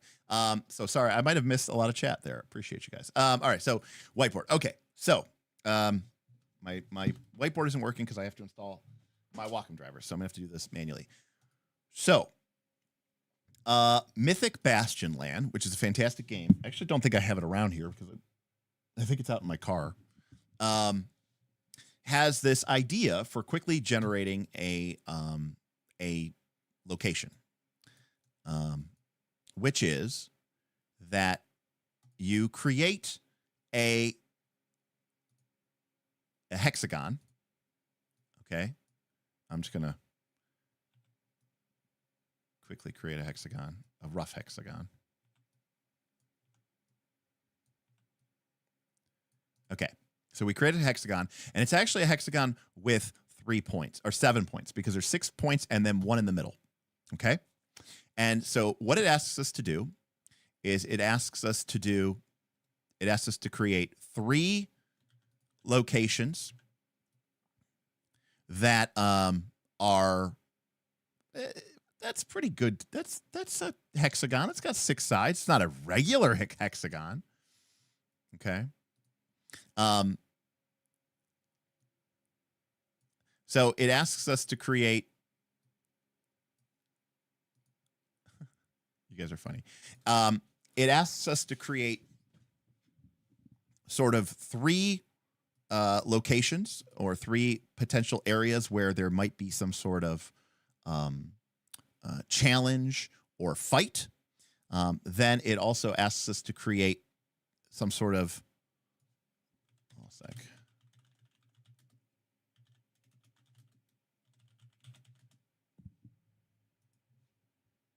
I think there is a. Okay. Yeah. Okay. I'm going to show you. I'm going to show you something here in a minute. I knew there was one here, but the internet is awesome.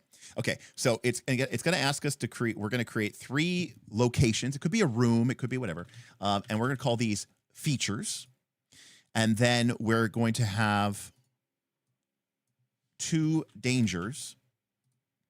And then we're going to have 1 treasure. Okay. And basically, we're going to throw these into the 7 points that we have here on the hex. Because remember, it's the 6 points in the center, or 6 points around the outside, and then 1 point in the center. Okay? So let's, excuse me. Do we have this?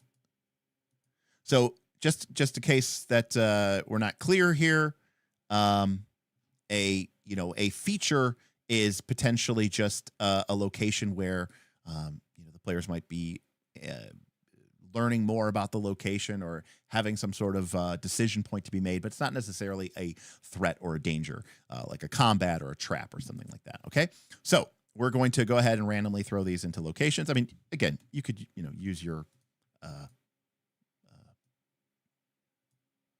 own decision points here.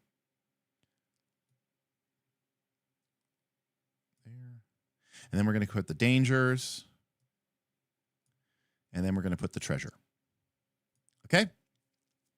Then, next, we're going to add 6 routes. Okay? Now, a route is there's going to be 6 different routes. There's going to be 3 open routes, 2 closed routes, 1 secret route. Okay? So an open route is basically just like it says, is going to basically be a way that we connect 2 of our nodes with a more or less obvious way to get between them, right? So, for example, we might have an open route here. We might have an open route here. And we might have an open route, say, here. Then, for our next, we're going to create what we're going to call a dangerous route, okay? And a dangerous route is going to have something about it that is tricky or otherwise dangerous.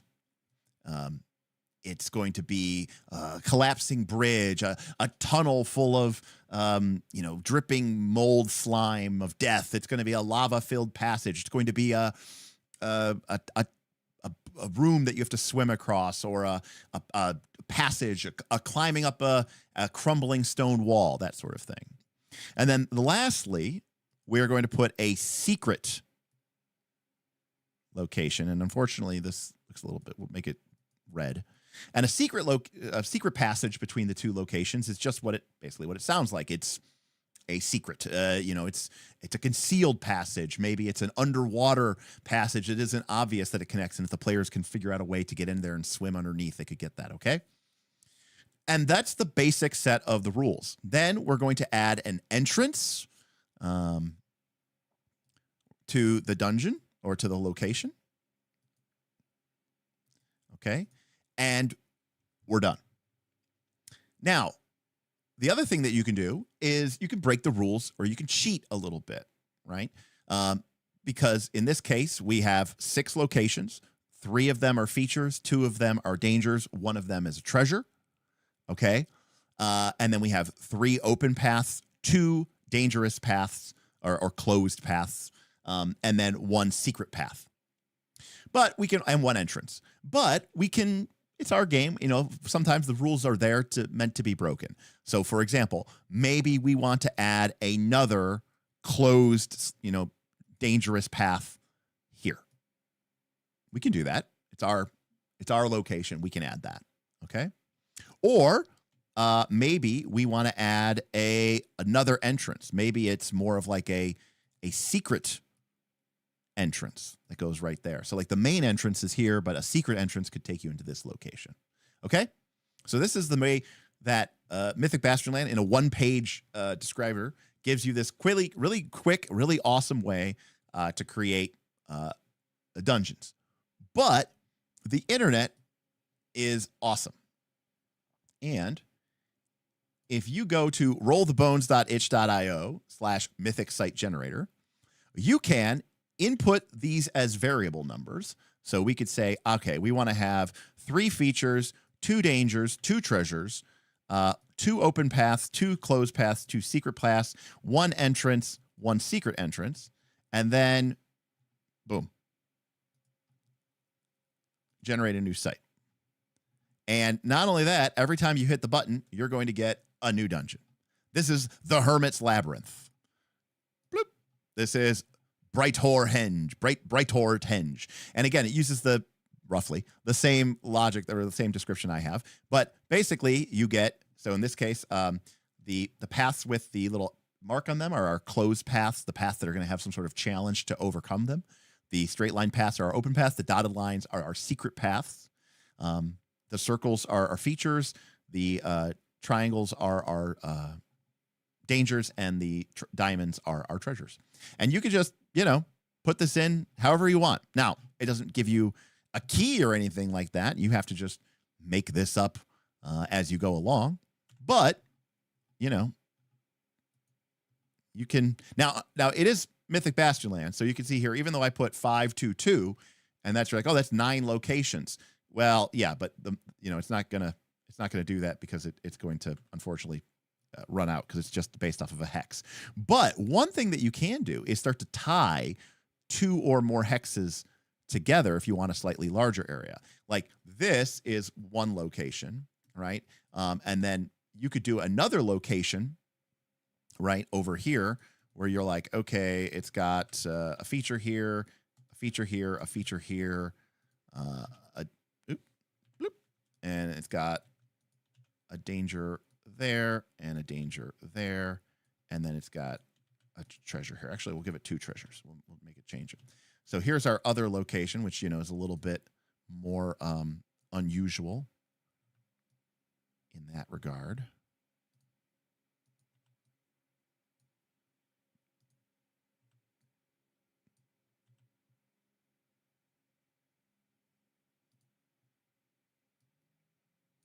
So here's another one. But what we could do is just kind of go and just kind of overlap that, and boom, there you go. See, now we've got a slightly larger area with, and in some ways, like we're like, okay, so maybe this area is the old, this area over here, right? This is the old lighthouse.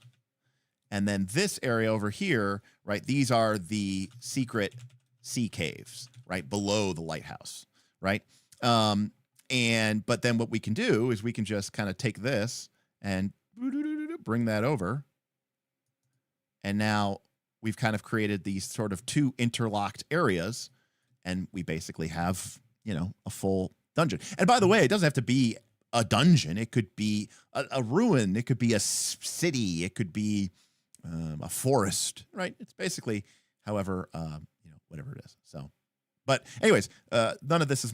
I don't take credit for any of this.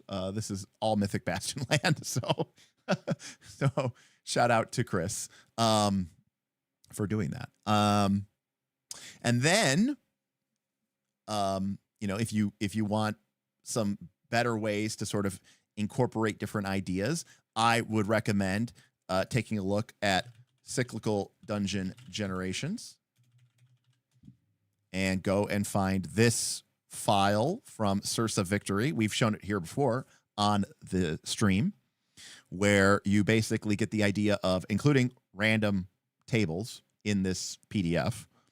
In fact, we could probably just download it right now. There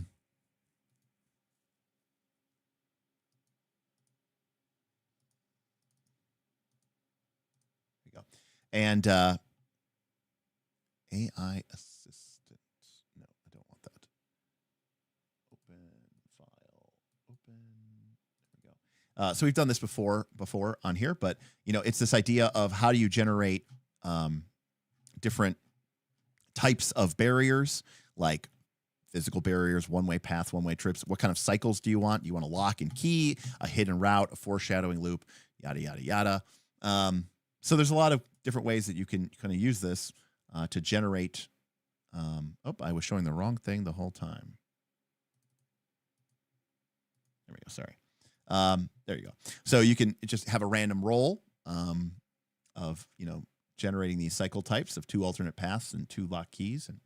And then, of course, if you want to be super lazy, and we know that we do, we can go over to our scene here, and we can highlight this and copy that into ChatGPT and say the square are features, the circles are dangers or challenges, the diamonds are treasures,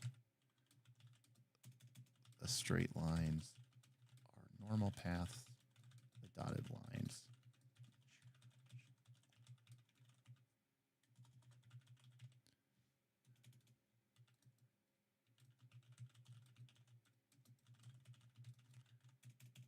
And again, should you do this and sell it?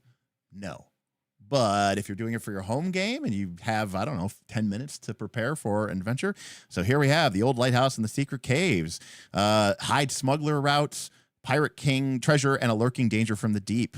So we've got a secret ski caves, collapsed watchtower, the old lighthouse, the smuggler's hideout, the collapsed tunnels, the razor current channel, the rockfall cavern, the watcher of the deep, a smuggler's chest, the captain's locker, a pearl reliquary. We've got some, you know, adventure hooks, some goals for play, yada, yada, yada. There you go. Just done in lickety-split time. There you go. Now, is this going to win in any? No. But, you know, combined with a good GM, I'm sure you could, you could make it work. Mention this.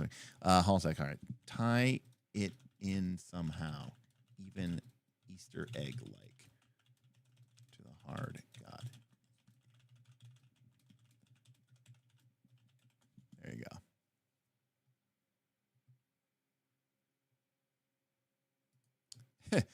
There we go. The secret sea caves, barnacle-encrusted carvings depict claws gripping the moon, a forgotten sigil of the hard god. A character who studies them realizes they are not smuggler marks, but fragments of a crab god cult etched in desperate reverence.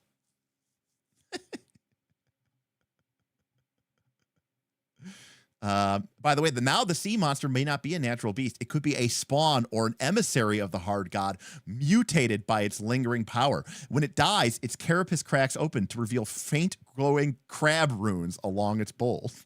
Along its bones. There you go. That's right. So, yeah.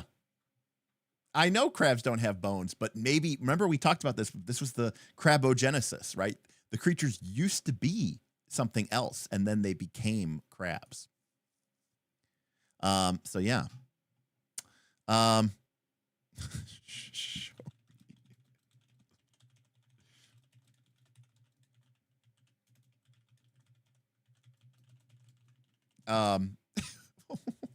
we'll let that cook. But anyways, I think this is a fantastic method. It's similar in form and function to the 5-room dungeon model in its own way.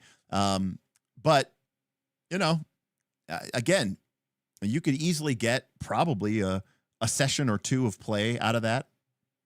And you know, between ChatGPT or Tome of Adventure Design, right? I'm sure that you could really easily come up with a lot of different options and different ways and of sort of connecting the dots and come up with some sort of compelling ideas. And then again, use those ideas from cyclical dungeon generation to try to tie the locations within your site together.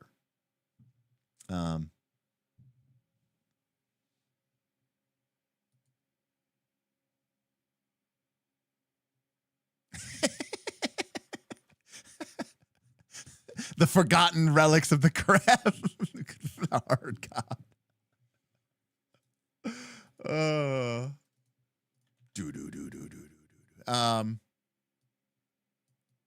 we go. This is the treasure you find. The tablet of the hard god. But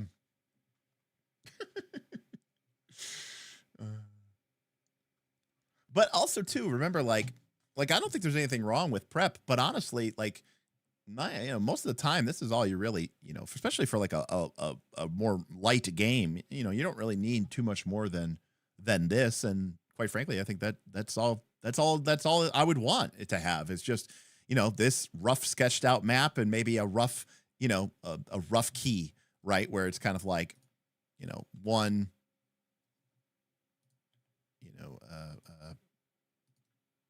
two, and then I just have written, over here very, very briefly, what they are, old docks,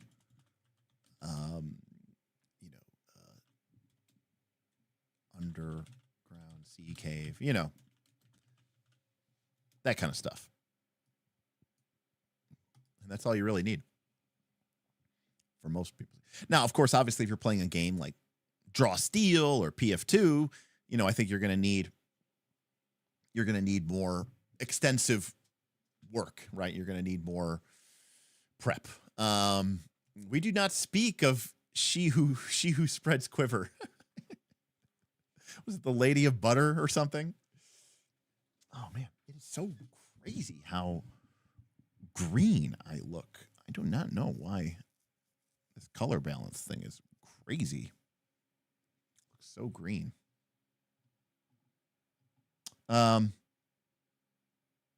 Anyways,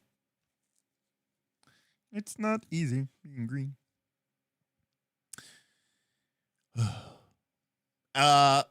So I'm really hoping that I am going to get to play in the coming months The One Ring. I'm really into that game right now. I'm just really into Tolkien right now. It just happens. It happens every fall. As we get closer and closer to Christmas time, I become more interested in Tolkien. And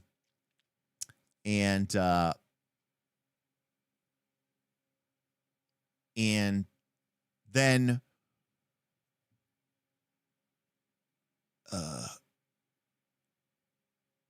I want to play. I think Bob is really hyped for Fabula Ultima after like the Kickstarter, and I think that's a cool thing, a cool idea for a game that I want to play. And again, that might be a game that I could play with this. And then of course, Daggerheart. My issue, well, I can talk about that in a second, Daggerheart. But to answer your question, Darth Malicious, that is Mythic Bastionland. It's literally the game that we were just talking about. That Mythic Bastionland by Chris McDowell. That's the game. That's the game that has the hex site creator thing that we were just doing, but it also has a sort of a map hex generator, including sometimes you pick between hexes, and it was you pick that there's a barrier. Mythic Bastarland is definitely on my list. I think it's a really cool, weird game, but it's not so weird. Like, it's not heart weird. It's not like Spire weird. So I am kind of excited about that game as well.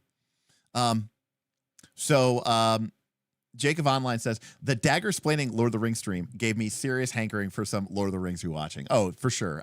Hopefully there'll be like a Christmas time re-release of all three, because, you know, now I have time to go see it, you know.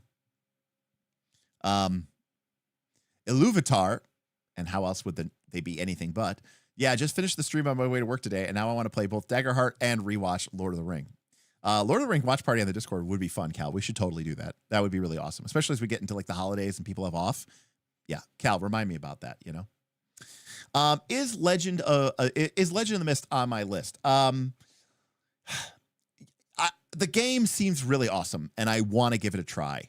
I don't think I would probably want to like pick it over the ones that I just listed, because those have been on my list for a long time. But to be clear, Nimble and Legend of the Mist both overperformed, right? They both really impressed me, and I could see myself having fun. In fact, like I said, I think Nimble is going to go into my con bug out bag, right? So I have a small duffel that I just bring with me to conventions. It's got stuff to play one shots and quick pop-up games. Nimble is so great because it's fast and it's nimble, but it's like basically 5e coded mostly. And so most people are going to have a pretty good idea of how to run it and how to play it. And I think that'll be a lot of fun to have and play with. So I think that's really great. I think Legend of the Mist would be fantastic for a play-by-post game. Fantastic. Because I think what makes a good Legend of the Mist game is coming up with really good names for the traits. And if I was running, a game in person, I'd be very likely to just, scribble down something horrible, like that guy, the trait would be like dude on fire, whereas I think if you have a little bit more time to let it breathe, you can actually sort of, write that in. Did Nimble use hexes? I believe it was polyspacious. I think it was. I don't think it cared. I think it used both. I don't think it was specifically squares or hexes, but hexagons, bestagon. Dude on fire is a phenomenal trait.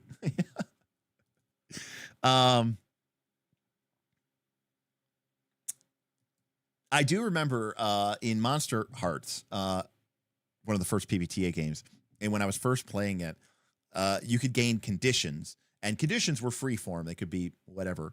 And my character was a female vampire, and she got like really embarrassed / called out by like the queen bee character. And my condition was, what a bitch. I just remember that was the condition I had.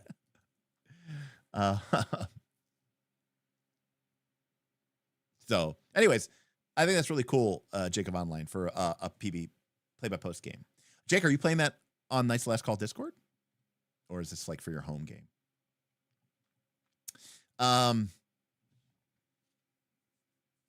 Anyways, one of the reasons why I'm actually really excited potentially for Fabula Ultima for our home game is because when our home game features a good friend of ours, Kaz, you know him from the Patreon, of course, the Discord. He comes in there with his crazy questions. But Kaz also played Thrawn in our Quest for the Frozen Flames PF2 game.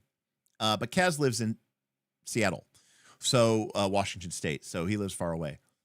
And we like to include him, and we like to be hybrid. And one of the things that I think is really cool is if we end up playing here, the studio is set up for a top-down camera. And we've used stuff like that in the past, but the top-down camera doesn't really actually work that well when you're using miniatures and you're still having to move people around on a 5-foot grid. It's just difficult for the hybrid person. But the beautiful thing about Fabula Ultima is like when we were playing over at Bob's house, I just used flat 2D cutouts of pixel art to represent the monsters and the players in sort of a Final Fantasy-esque battle map, right? Battle situation where you've got the party lined up on the right side of the screen and the monsters on the left side of the screen.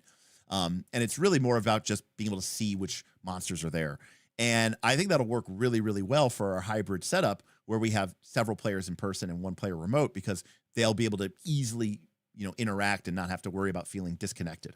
I'm a little hesitant to play like Daggerheart that way, just because even though Daggerheart could be played very theater of the mind, and I don't intend to use like very, exact measurements for very close and near and far and stuff like that. I still think that it's a little bit trickier when someone's trying to figure out what the hell everything is. When they're looking through a camera online, it's a little tricky. So Fable Ultima is definitely an option there. And I don't know that my home group is the group that I would want to play the One Ring with, only because the main person I would want to play the One Ring with is Smith. And Smith is the person right now who's been having the hardest go of it and has a lot of family and work obligations and has kind of had to step back, because Smith is a Tolkien connoisseur like me. Bob and Tim, I don't know about Kaz. They're not exactly what I would call, grade A Lord of the Rings people. And to be very clear, if I'm playing the One Ring RPG, I do think the mechanics for it are really, really good. But let's be clear, you're playing it because you want to celebrate. You want to pay homage to the, legendarium of J.R.R. Tolkien. And I think having that base of respect and knowledge and understanding goes an exceptionally long way, in terms of really enjoying the experience. And so while I'm not saying that I wouldn't want to play the One Ring with people who don't know anything about Lord of the Rings, I am kind of saying I wouldn't want to play Lord of the One Ring with people who don't know anything about Lord of the Rings. Like, do you need to know, that the name, what the name of the two trees were in Valinor? No. But, Laurelin and Telperion, by the way. But like, do I want you to know, what a Dunedain is, and that, why they're special, and that they're not just, Aragorn isn't just some guy, right? Aragorn is nearly 90 years old. He's from an exceptionally long-lived race of men, this sort of almost superior race of men that were blessed by the Valar, blessed by the Valar, blessed by Eru Ilúvatar, to sort of, because they helped out in the fight against Morgoth. And so basically God rewarded them with power and long life. And, Aragorn and his people are all that remain of that once noble lineage. Now, do you need to know all that detail? No, but like, you should at least, cogently understand it, and again, right. I don't, it's not that I'm saying that's not, you don't need to do that. I'm simply saying that for me to really enjoy that, I don't want to have to sit there and sort of explain, right, like all of that, to Bob, right? And again, that's not on Bob. Bob's not a Lord of the Rings super fan the way, that I am. I did fix the teleport. Actually, something broke and the chat stopped going there for a while after I closed a window accidentally, and then I reopened the window and it just started working. So I have no idea. I actually didn't do anything, so I didn't fix anything. It just fixed itself. But ChatGPT fixed it. Of course it did. King Hodop says I am offended. No, don't be. It's just, that's not, and again, I'm not also one of those people who, like when I play a game, of like Lord of the Rings, one of the first things is like, I don't really care, about the future canon. We can do whatever. What's more important to me is that we're playing the game that we're playing. And I don't want to be like, no, you can't do that because if you go that way, Elrond was no, I don't give a shit about that. Like that doesn't bother me. I'm not trying to rewrite the Lord of the Rings through our actions. I'm just trying to be grounded, in that world. Man, that game is so good though.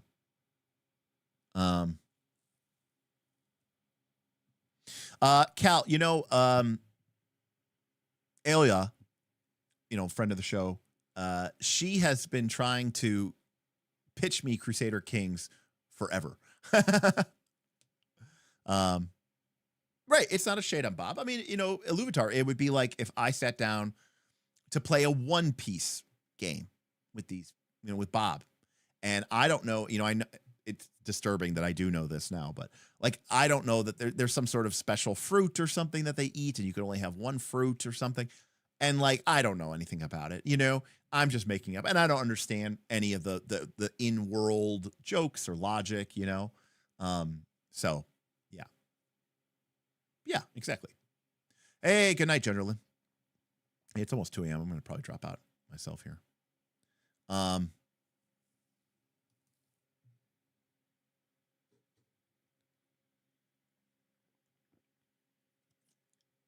But I really do think, though, that the Lord of the Rings game, the One Ring game, is really good.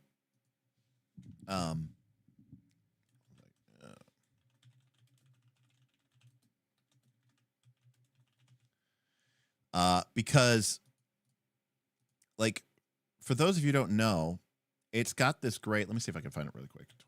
Second edition character.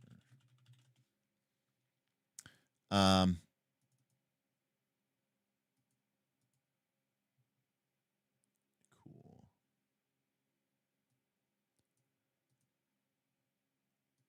I don't necessarily want that.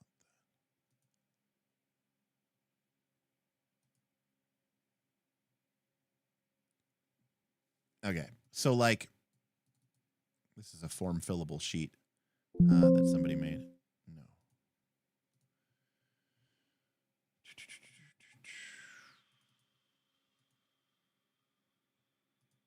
No. So what I really think is cool about this, oh, good luck, Beowulf. We're supposed to get some pretty nasty weather here ourselves. But one of the things I think is so cool about this system is it's actually one of the coolest systems I ever see about that really integrates encumbrance into the game. So, and I personally think this is actually one of my favorite, because again, this is a game that ostensibly is about, right, heroic journeys, traveling through, in this case, this particular edition, third edition, or second edition, is all about Eriador. Okay, Eriador is the land between the sea and the mountains, right, between the Misty Mountains and the Great Sea, Belagar. It's where the Shire is. It's where Rivendell is, right? And it's a there's a lot of traveling. So it's about heroic journeys, but it's also about fighting. It's about these combats, against the forces of the shadow. And the way that they figured out a way to make endurance matter is so cool. And for those of you who don't know how this works, it's pretty cool. Let's say that our character has a 24 max endurance, okay? And obviously, currently, they're at 24. They are going to have something called load. And load is basically how much does your stuff weigh? And it's also sort of a reflection of how bulky and bearing your stuff is. So, for example, armor, shields, helms are very load heavy. Your war gear, like a sword or a bow, can be anywhere from 1 load to 4 load to like a big double-handed axe. And so, for example, a character might have, a dagger, which has a load of 1, but then they might have, or maybe something like that. And then they have a battle axe, which has a load of 4. And then, for their armor, they might have a mail corset, which has a load of 6. This character, by the way, is very, very heavily armored. They might have a helm, which actually has a load of 4. And this is what I like about the game, because it's basically going like, you're like, wait a second. A helm weighs as much as an entire corset of mail? No. But in terms of its wearing down on you and its ability to sort of make you grow tired and weary, a helm absolutely is very, very bearing down on you. So in this case, our character has 610, has 15 load.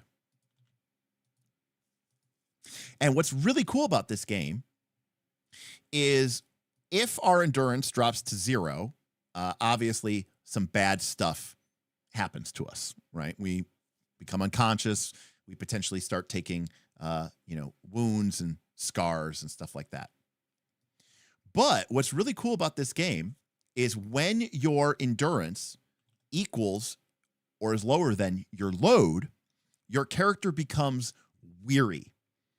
And what's so awesome about this in this game, this is like a game design. This is just such a cool principle about this. I love this. In this game, you roll a D12 plus a number of D6. Okay. Let's say our strength was 4. Okay. Sorry. Let's say our strength was 4.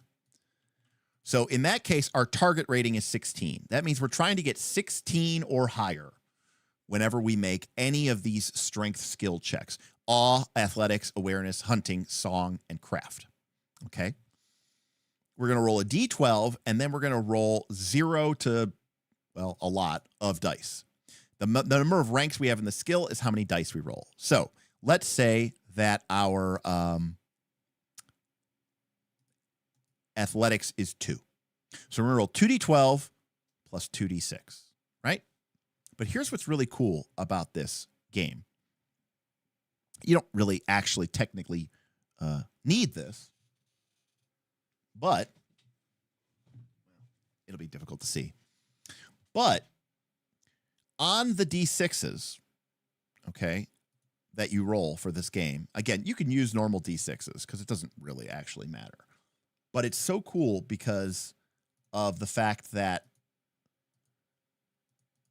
they have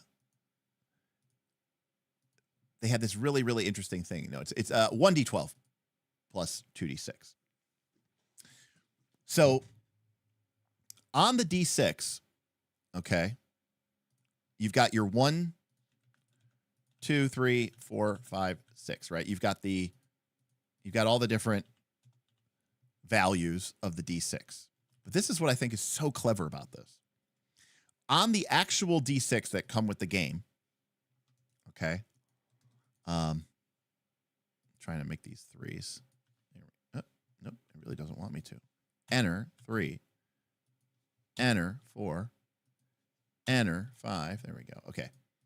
On the d6 that come with the game, the 1, 2s, and 3s are sort of thinly outlined. And on the 4, 5, and 6, they're solid. Okay. So you can imagine that the 3 looks kind of transparent, and the 4, 5, and 6 look very solid. 1, 2s, and 3s are kind of transparent. And the thing that's cool about this game is when your character becomes weary, which is to say that your current hit points are, or your current endurance is lower than your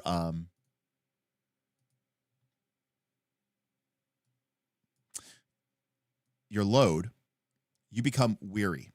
And when your character is weary, when you roll those d6s, you ignore any of the 1, 2s, and 3s.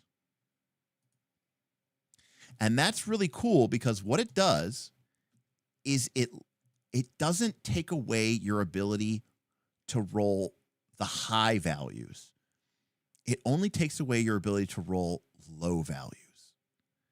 And I think that's so smart because what it does is it means that if you roll a 1, 2, or a 3 on a d6, it now counts as a 0. But it doesn't take away the 4, 5s, and 6s, which I think, number 1, would feel really bad, and number 2 would be overly punishing. This is such a clever mechanic I can't get over it because it's such a cool way to debuff the character without taking away their ceiling, right? You've lowered the average, okay? You've lowered the average result of their roll, but you haven't decreased the ceiling. And that is really, really cool tech, okay? Because if I'm weary, if my character takes a bunch of damage, right? I'm now at 15 endurance. My load is 15. My character is now weary. So if I rolled 2d6 and I rolled a 2 and a 4, okay, now that my character is weary, the 2 is thrown out. It becomes a 0, basically. And it's like I just rolled a 4. But I could still roll a 5 and a 6, and I'm going to get an 11. And in fact, the most I can roll is still a 6 and a 6, which is 12. Right? It doesn't take away from the ceiling. It just lowers the average, because now my D6 is basically a 0, 0, 0, 4, 5, 6. So yes, the average of my D6 is lower. But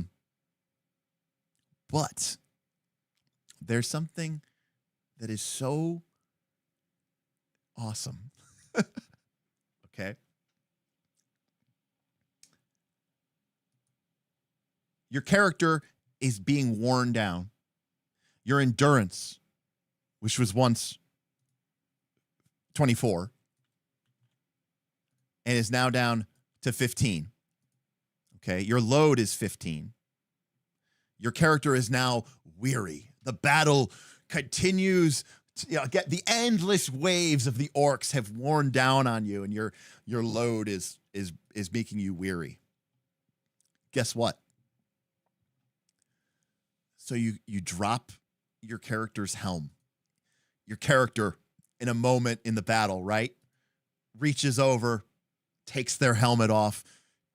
It, and very dramatically, it crashes to the floor, sinks to the feet, the grass at your feet. Well, guess what? My load just dropped to 11 because I'm not wearing my helm anymore. And so my character is no longer weary. So basically, it gives you totally a reason for why, when the fight is going long, the characters always seem to take their helmet off and throw it down in a very dramatic fashion, because it literally reduces your load on the spot, and now your character isn't weary anymore. Now, obviously, you lose the protection that the helm gave you, but we need all the dice that we can have. Now, GM Scott, quite right. Taking off your armor, not as much of an option. I mean, in Dragon Ball, yes, the characters take off their clothes and they get stronger too. And it reminds me, that there's that line from the end of what's the movie with the Spartans? 300, right? Do you remember at the end of the movie where Leonidas, he's about to get killed, and he's got the spear, and he drops to his knee, and he drops his shield, and he takes off his helmet, and you think he's surrendering, but he's actually about to just whip the spear at Xerxes. Calderock tipped $3. Hey, Holy Cal, Bolter rounds, I have never heard anything so Warhammer 40k in my life. I love this mechanic. I've never... Right, in 40k, why would they ever take off their helmet? In fact, in 40k, why do the sergeants all run around without helmets? It doesn't even make sense. You totally want that protection. But yes, exactly. It is such a... Yeah, as Beowulf says, it's very sim-like, but it's also it's a very narrative sim moment. And obviously, dropping your armor, not an option. But your character dropping their shield, taking their helmet off, throwing their helmet down to lower their load so that they're no longer weary is totally awesome. And it totally reminds me of the end of that movie 300, because the narrator's voice comes in. It says, like, the heat was stifling. He dropped his shield, or it's like the shield was unbalancing his throw. He dropped it so that he wouldn't be, disrupted. The helmet blurred his vision. He dropped it so that he could have a clear clear line of sight. But basically, Leonidas was just dropping all of his gear, so his character, who was, currently very low on endurance, endurance down to 5 or 4 or something like that, could drop his load low enough, because he wasn't really wearing anything else. Leonidas literally was just basically naked. So he could throw the spear and not be weary at all, which I think is really, really cool.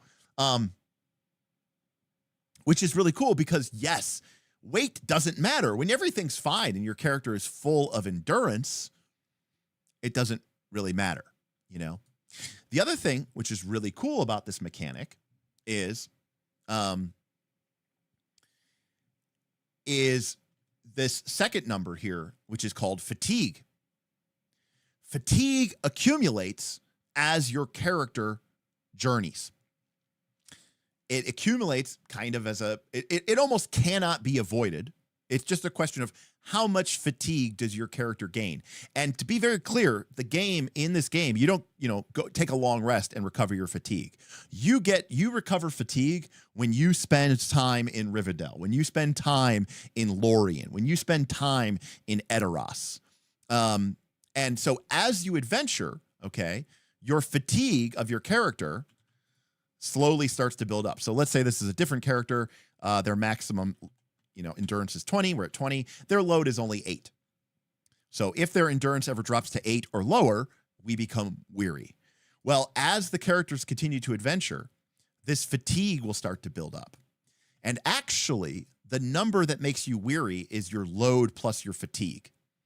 So now, if our endurance goes down to 12, we become weary. If we've been adventuring for a very long time, right, we're weary at 14, right? Because our load and our fatigue are so high. So this fatigue, this slowly starts to build on you, and it doesn't do anything until it makes you weary. And when you become weary, it doesn't take away from your maximum output. It doesn't take away from your 4, 5, and 6. It does make you lose your 1, 2s, and 3s, which I think is perfect. Because you're still a hero. You're still capable. Even when your character is weary, you're capable of delivering the goods. But what it does do is it takes away your edge. I just think that this is such a fantastic way to represent basically encumbrance and overland travel fatigue in a way that somehow feels, I don't know, to me, cinematic and awesome without being like painfully simulationist and painfully, tedious. What was the app that was being used for whiteboarding? It is called Excalidraw. It is free. However, if you want to have the cloud storage, and maybe some of the premium features, you have to pay a small monthly fee. But you can also host it locally on your machine, and then I think you can save just fine. And I host it because I don't know, I don't remember why, but it's convenient. But there's another thing about this which I really, really like. Okay, so this is your endurance. This is your character's, you could think of this as what? This is your character's bodily health, right? So what are we tracking here? Well, in endurance, we're tracking our current level of endurance.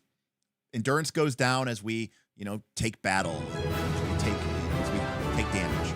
But we're also tracking our character's fatigue, and we're tracking our character's encumbrance in their load. Smenden tipped $15. So all of this goes into is this to physical. help you keep going. Never give up educating us all. Would love more TTRPG explaining of TV/movie scenes.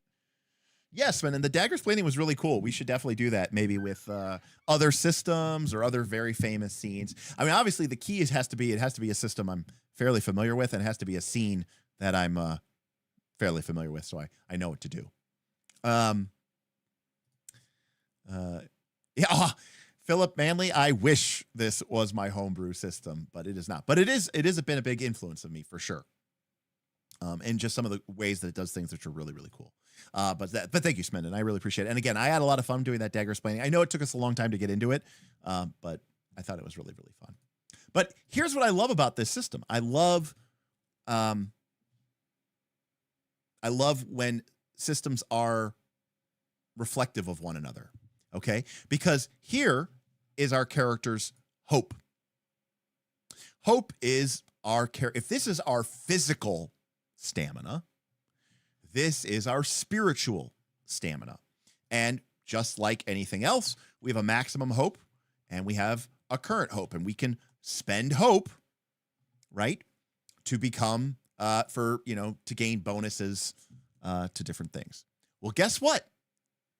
We can also accumulate shadow points, exposure to the evil of the Dark Lord and to the dark places of the world and to the horrors of war. But guess what happens?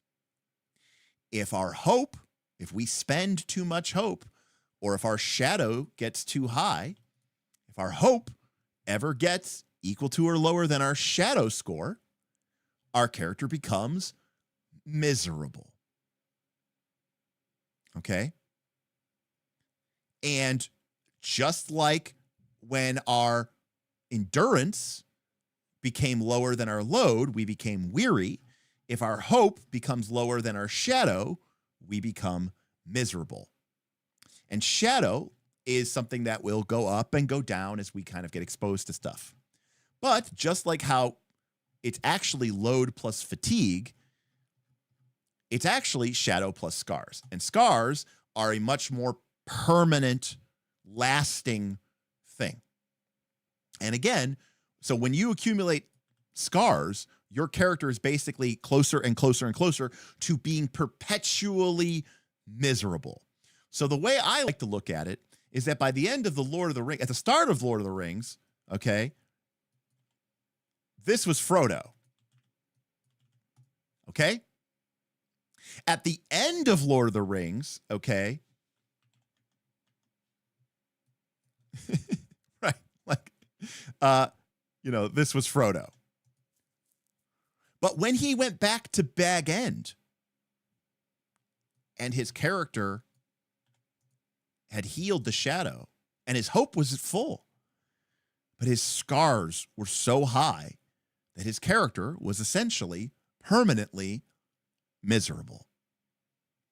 He could find no peace, right, in Middle Earth, because the shadow and the journey had literally scarred him so much that his hope was never going to be high enough to overcome the burden in his heart.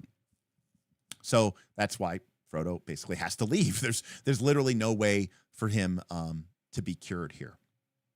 And so this is just such a wonderful, simple way to track basically, miserable and weary, which is basically miserable is how is your spiritual health, and weary is how is your physical health. And that's it. Those are the two conditions, The only other one is wounded, which basically happens when you run out of endurance.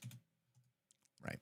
Because when you run out of endurance, basically now, you're not just getting tired, you're not just getting exhausted, you're not just getting roughed up, you're not just getting beat up. You're taking wounds, you're actually, getting chopped up and taking real damage. And I just think that is such, and in some ways, this is kind of everything that I want to do in a Lord of the Rings game, because I don't want to shirk away from the fact that, Lord of the Rings has some of the greatest battle scenes in fantasy literature. It is absolutely about that, but it's also about the journeys that, and the weight of those journeys. So endurance and weary tracks that very well. And the other element is this idea of hope versus despair. And, trying to, find, because we don't really think about it a lot, but the Third Age is kind of post-apocalyptic, it's a broken world. It's a shadow of a shadow of a shadow of its former glory. It is a definitely, the Roman Empire is definitely, long past its heyday. And, Gondor is a decadent, ruined city of failed kings and a corrupted line of stewards. And there are very few good people left in the realms, and the elves are leaving, and, the power of Sauron and the orcs is just great, So anyways, I just find these mechanics to be just so incredibly valuable in expressing ideas here, you know? Yeah. Beowulf's Pendragon homebrew must be like 900 pages long. I mean, I guess so, yeah. I'm not really Forgotten Realms, but I just think that like it's very, a lot of people think of Lord of the Rings and they think of it being like so pastoral and lovely and peaceful, and they're really just thinking of the Shire. You know, the rest of you know. Anyways, I just think this mechanic is so good. Which I think is really, really cool. So yeah. That is that.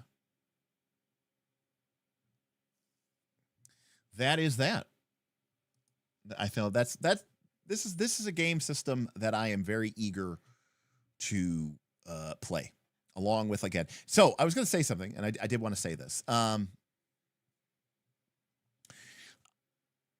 want to play. Here's the secret reason I really want to play the One Ring.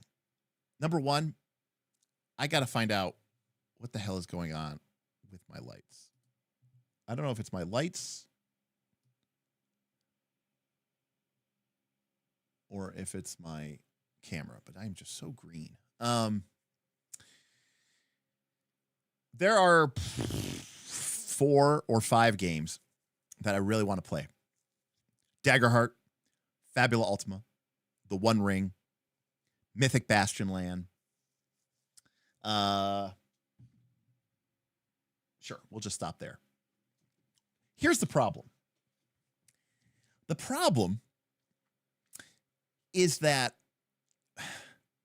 there's nothing wrong with Fabula Ultima, and there's nothing wrong with Daggerheart. But unfortunately, I have had ideas about things that I would want to change or update or tweak or make better.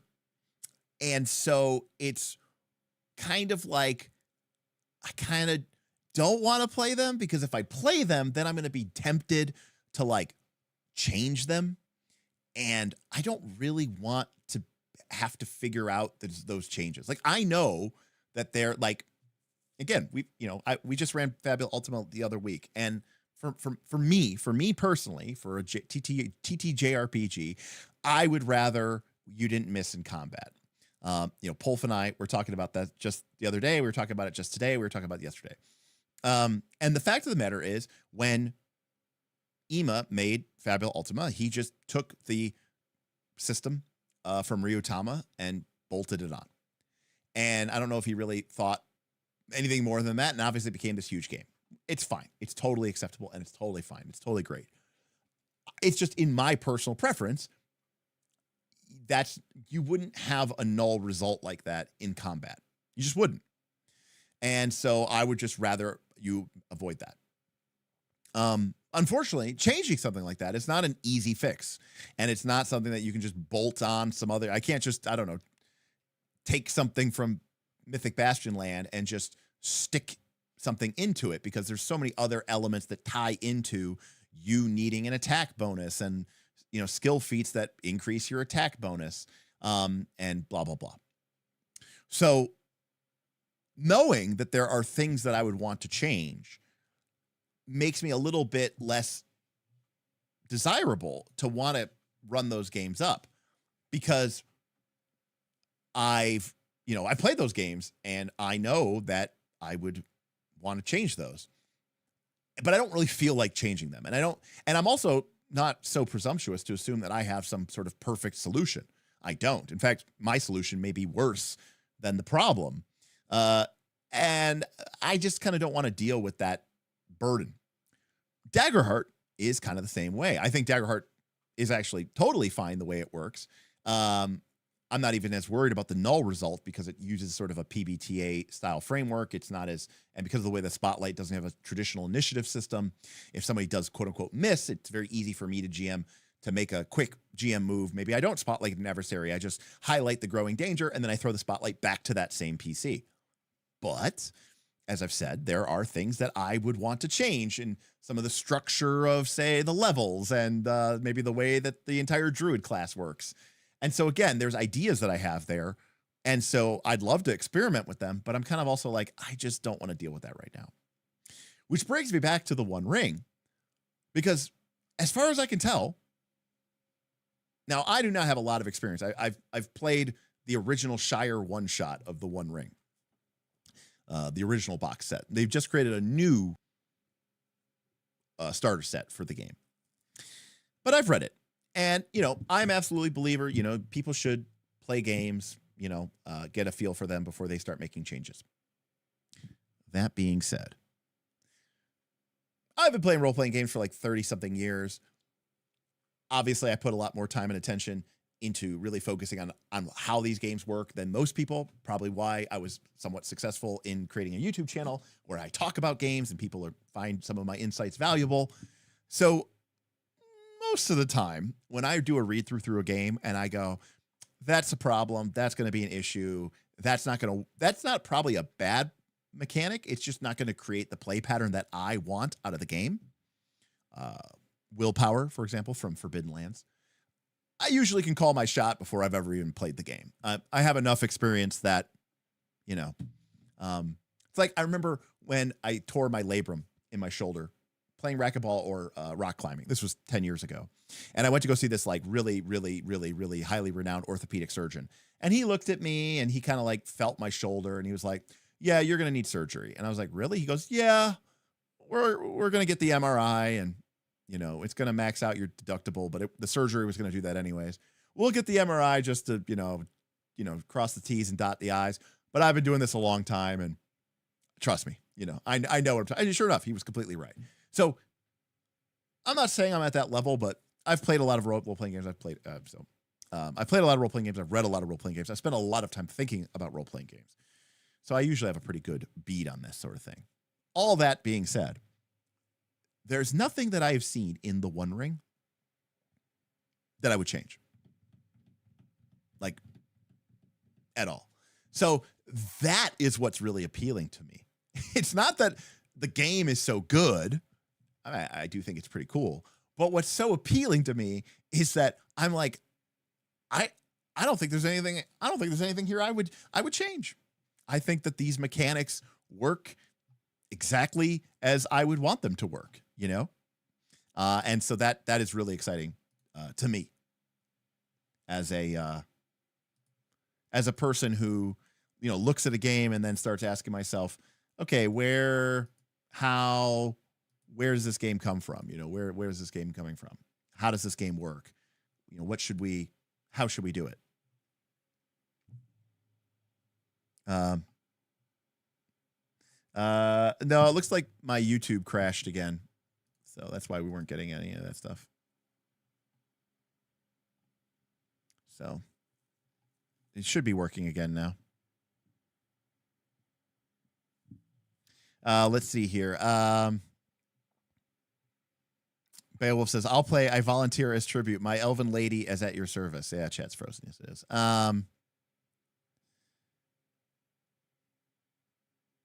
Mark Clore. Now, to be fair, Mark Clore, this is true.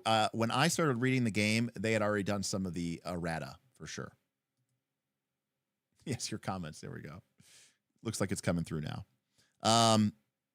Pumpkin says it's because you're approaching TTRPGs from a design perspective, which is rare to find on YouTube, especially with someone with charisma. Yeah, Pumpkin, we were, Vin and I have been kind of trading. Well, Vin's been more active lately, but we've been sort of going back and forth. And one of the things that, you know, he talks about all the time, he goes, yeah, I always design everything from the top down. You know, Vin is just starts with the vibes, starts with the theme, and then he's like, I'll figure out the mechanics later. Whereas I'm very much thinking about it from a design perspective. And I'm really thinking about it like, how do I make this game cool and interesting first? And then we can worry about making it look cool and having cool art, you know? So Aluvatar said, so back to question, Tor Patreon game when? Well, Aluvatar, let's see what the patrons voted for. Because we did do a poll. And by the way, basically the way it works is you get tickets on the Patreon for being at a higher tier. And you also get some tickets for running games, which I do want to revise. It's been on our list for a long time. I want to figure out a way to give... I wanted to give people much better prizes and money and free books for running games on the Patreon. But then I lost my job, and that's kind of hard to do. Because I was basically like, oh, it's cool. I'll just take all the money I make in the channel and just put it back into the Patreon and just give it to people. But anyways, so the number one vote was for Daggerheart, 14 patrons. And by the way, this poll was only available to people who basically have tickets. So Daggerheart was number one with 14. Blades in the Dark was number 2 with 6. Dragonbane was number 3 with 5. The One Ring got 4 votes. So by and large, most people most people would rather play Daggerheart with me, which is fine. I am just aware that there are things. Well, yes, the number one was any game of Derek's choice. But ideally it would be something that they would want to, they would want to do with me. 4 sounds like a table. No, it does sound great. I just again, the problem, if there is a problem with Daggerheart, the problem with Daggerheart is, there are things that I want to fiddle with. There are things that I want to, boop, boop, boop, tweak and push and prod and that's not a bad thing. In fact, arguably, we might be able to take those pokes and prods and maybe we publish some content. Maybe we do a Kickstarter. Maybe we make our own game system someday. That's all cool, but that's a lot of work. And to do it right, to do it well, to do it with respect, takes time. And, I that's not just, right now I'm kind of just like in a mode or a mindset where I'm like, I just want to play it and I want it to just, just to work. And again, there's nothing, these games work just fine. So it's not like it's a criticism. In fact, I even made a joke when I was talking about my changes that I would make to Daggerheart. The subtitle of that stream was, "Let's ruin a perfectly fine game." And I really did mean that. Philip says, too many YouTube videos are just people reading out the text of abilities and saying, so yeah, that's pretty good. Yeah, that's very true. I always funny, a couple of people will post our stuff on like Daggerheart's Reddit, and someone will be like, 3 hours? ? And, someone will be like, oh, it must have been a short one from Derek.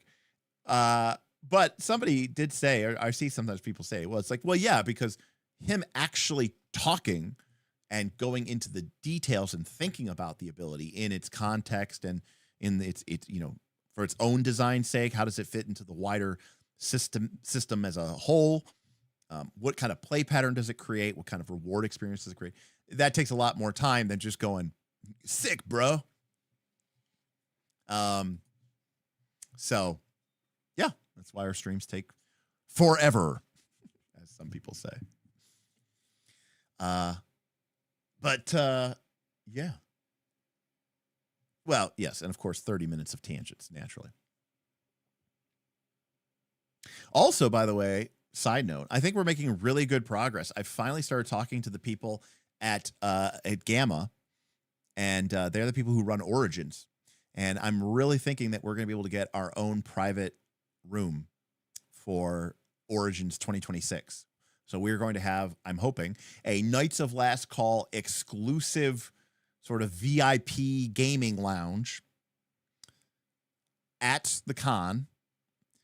And hopefully, we're going to set it up and we're going to get it catered and we're going to have lots of tables set up. So, yeah. So, very, very cool.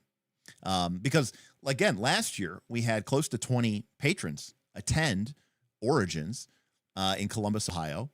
And, then most of the time, most of them, Kalana very famously didn't even go into the convention center. She just spent the entire time playing games with other patron members. And a lot of patrons only played games with other patrons. People like Pulf were running games. People like Anthony, GM Setso were running games. So we just had this whole retinue of people running games for other patrons. And one of the number one complaints was just, and it was way cooler than playing with just con randos, because these are people even somewhat passingly through the Discord, or in some cases they're people you've been playing with for years, even if you've never really put a face to a name, other than maybe online or Zoom call or Discord. But the number one complaint was we don't have a place to just like call our own. So we were always trying to find a table, and we had to like keep it. So we're like, well, let's see if we can get a room, and we can just sort of have a central base, and everybody can, put their stuff down, and we can have, like I said, it'll be a private lounge, so we can cater it, and we can have, cool little, like maybe some sort of mega game set up that you just couldn't do because we wouldn't have the space for it. So we're going to look into it. I'm thinking it's going to cost me a couple $1,000s. We'll see how we defray that cost. But the back and forth has been really good, and they're going to be coming out with the sponsorship booklet soon. And once that happens, I can start to make the process. So, Jim Scott, literally one of the reasons this conversation started was because Boothby was complaining about having to schlep his massive bag of snacks.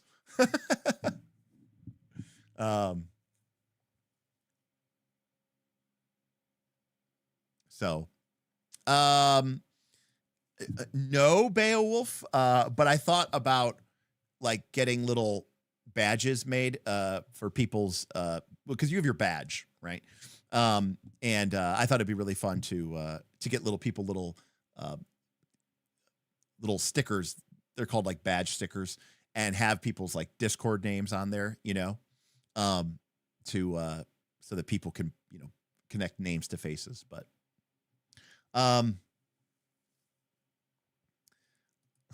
Beowulf equals role-playing games. Vin equals role-playing games. And Derek is role-playing games. Yeah, that's pretty accurate. To be clear, Beowulf, I like games that lead to the creation of good stories. I don't care about the characters. Now, characters are important to a story, but I think, to me, the thing that matters the most is the story and the actions. And in particular, Beowulf, I know you'll know this. Good night, Iluvatar. There is a great line, of course, from Conan the Barbarian, where he, at the Battle of the Mounds, where he prays to Crom for the first time ever. And of course, his beloved Valeria has been killed, and it's just him and Subutai against the entire, might of Thulsa Doom's elite crew, right? And he says, he says, Crom, I have never prayed to you. I do not have the tongue for it. And he says, no one, not even you, will remember if we were good men or if we were bad, why we fought or why we died. All that matters is that two stood against many. That's what's important. So he's basically saying that, like, what's important, who the people are, what they were fighting for, who they were, that doesn't even matter. What matters is that two stood against many. So it's like the story is more important than the people. And I think that is kind of how I feel. Little chance for me showing up. It's a long flight. But would love to hear people try to say my real life name. Hey, TPDB. Thank you. Appreciate the resubby. 3 months. Thank you so much.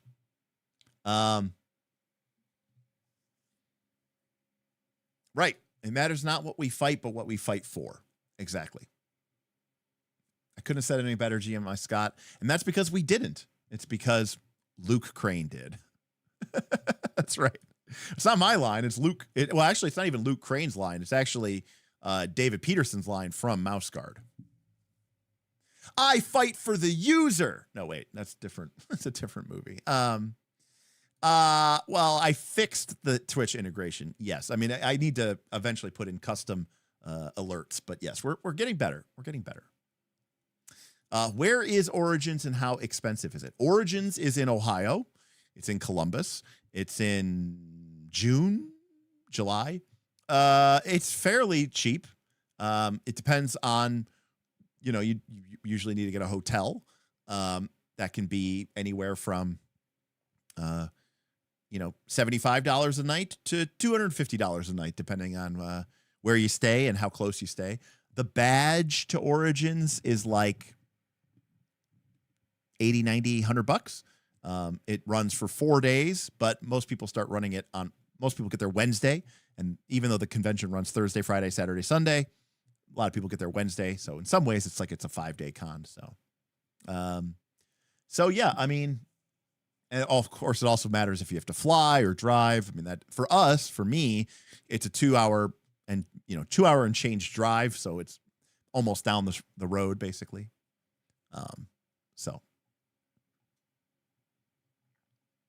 But outside of travel costs, most people, I think, probably spend somewhere around $500 to $700,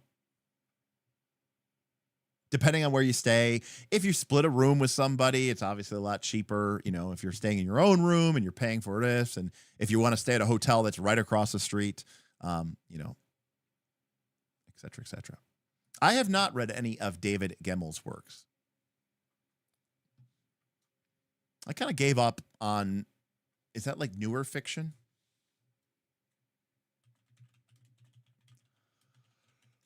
Well,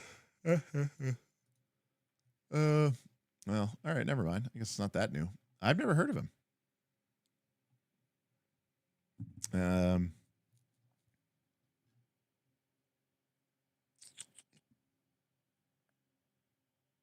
Yeah, I don't know it. 1980s? Oh, there's a good chance. All right, Darth Malicious. Well, don't worry. I'm about to dip out myself. I'm getting pretty tired myself. So, hey, well, thanks everybody for hanging out with me for a little while. It was fun to shoot the shit and hang out with you all. And even though we had some little minor technical glitches, we were kind of all over the place here. But remember, tomorrow I'll be on Roll for Combat. We're going to be talking about why is D&D so easy now, or why did D&D used to be hard? And then Thursday, we'll be doing our live stream where we'll be talking about the history of multiclassing in D&D and why I hate it. Spoiler alert. But yeah, this should be a pretty low.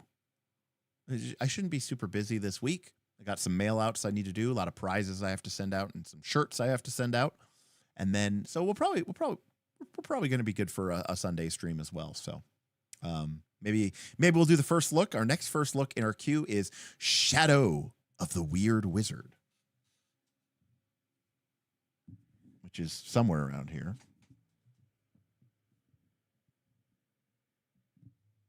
Who even knows? But we'll be looking at that one. So, and then,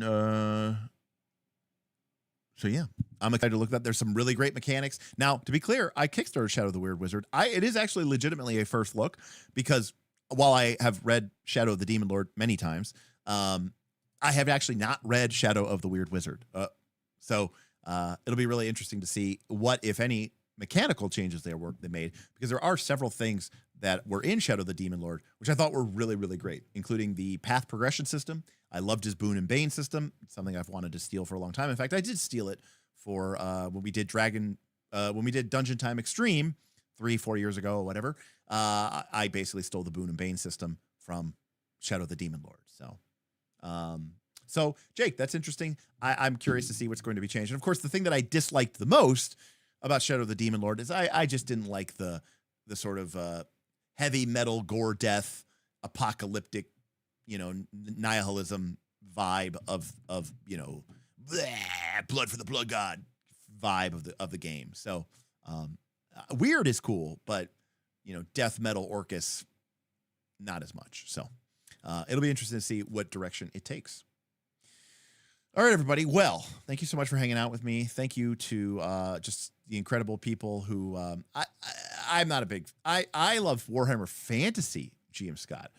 40K I think 40K is cool, but I don't love 40K like nearly as much. Like I don't really even I don't love it. Like I think it's fine. I think it's cool. I think there's some neat, bits to it. But I'm not even like I was never a 40K miniature. Like I begrudgingly played, Ultramarines just so that I could play with my buddy. But I was never big into 40K the way I was into fantasy. Fantasy I was pretty big into, obviously. But 40K was never quite my bag, baby. So thank you to Tin PT for the 3 months of Prime. Thank you to Smendon and Cal for the tips. Thank you to Junderlin, King Hodop, and David Dragon for the super chats. Thank you for the Prime from KC and Nilbog. Thank you for the super chat from Zen Bullet, the tip from Edward, and 5 months of Prime from Remassi. So thank you, everybody, for all of those things. Kings of War is awesome, Smendon. At Origins, I just bought like everything in their Champions line because I wanted a very rules, like really light, non-warband building game. So I bought everything from their Champions line. I was talking to them, and they were basically kind of giving me some sneak peeks about some of the changes that are coming out with the new edition. Now, I completely missed 3rd edition, which I think is the current edition, like completely. So some of the things that they were bitching about, I was like, oh, I didn't even know that was a thing. I haven't played Kings of War since it first came out in 1st edition. But I always thought Kings of War was really cool. I've loved the changes they made. I thought Kings of War Champions was really great for a, very quick fire and forget, just you have 6 units, pick them, battle them. I am interested to play it to see what the new edition is, and I think it's going to be great. And I think Mantic makes great games, and the miniatures are okay. But I will say, with the direction that Games Workshop has taken their miniatures, I hate them. So, but now with the advent of STLs and stuff, you can choose your battles. You can just pick where you want to pick them. But yeah.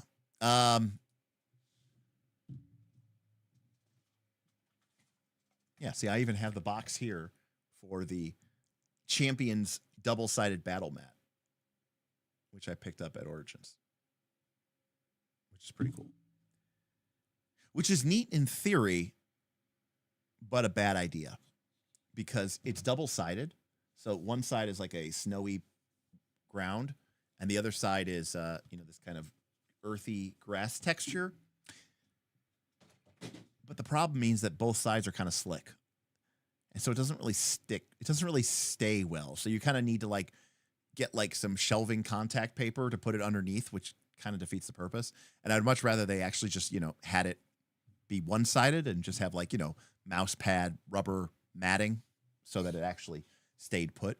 But yeah, anyways. All right, folks. Well, that is going to do it for me. So thank you so much for joining me.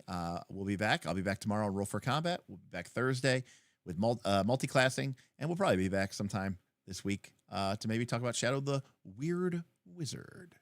And of course, you can join us on Patreon, patreon.com/knightslastcall.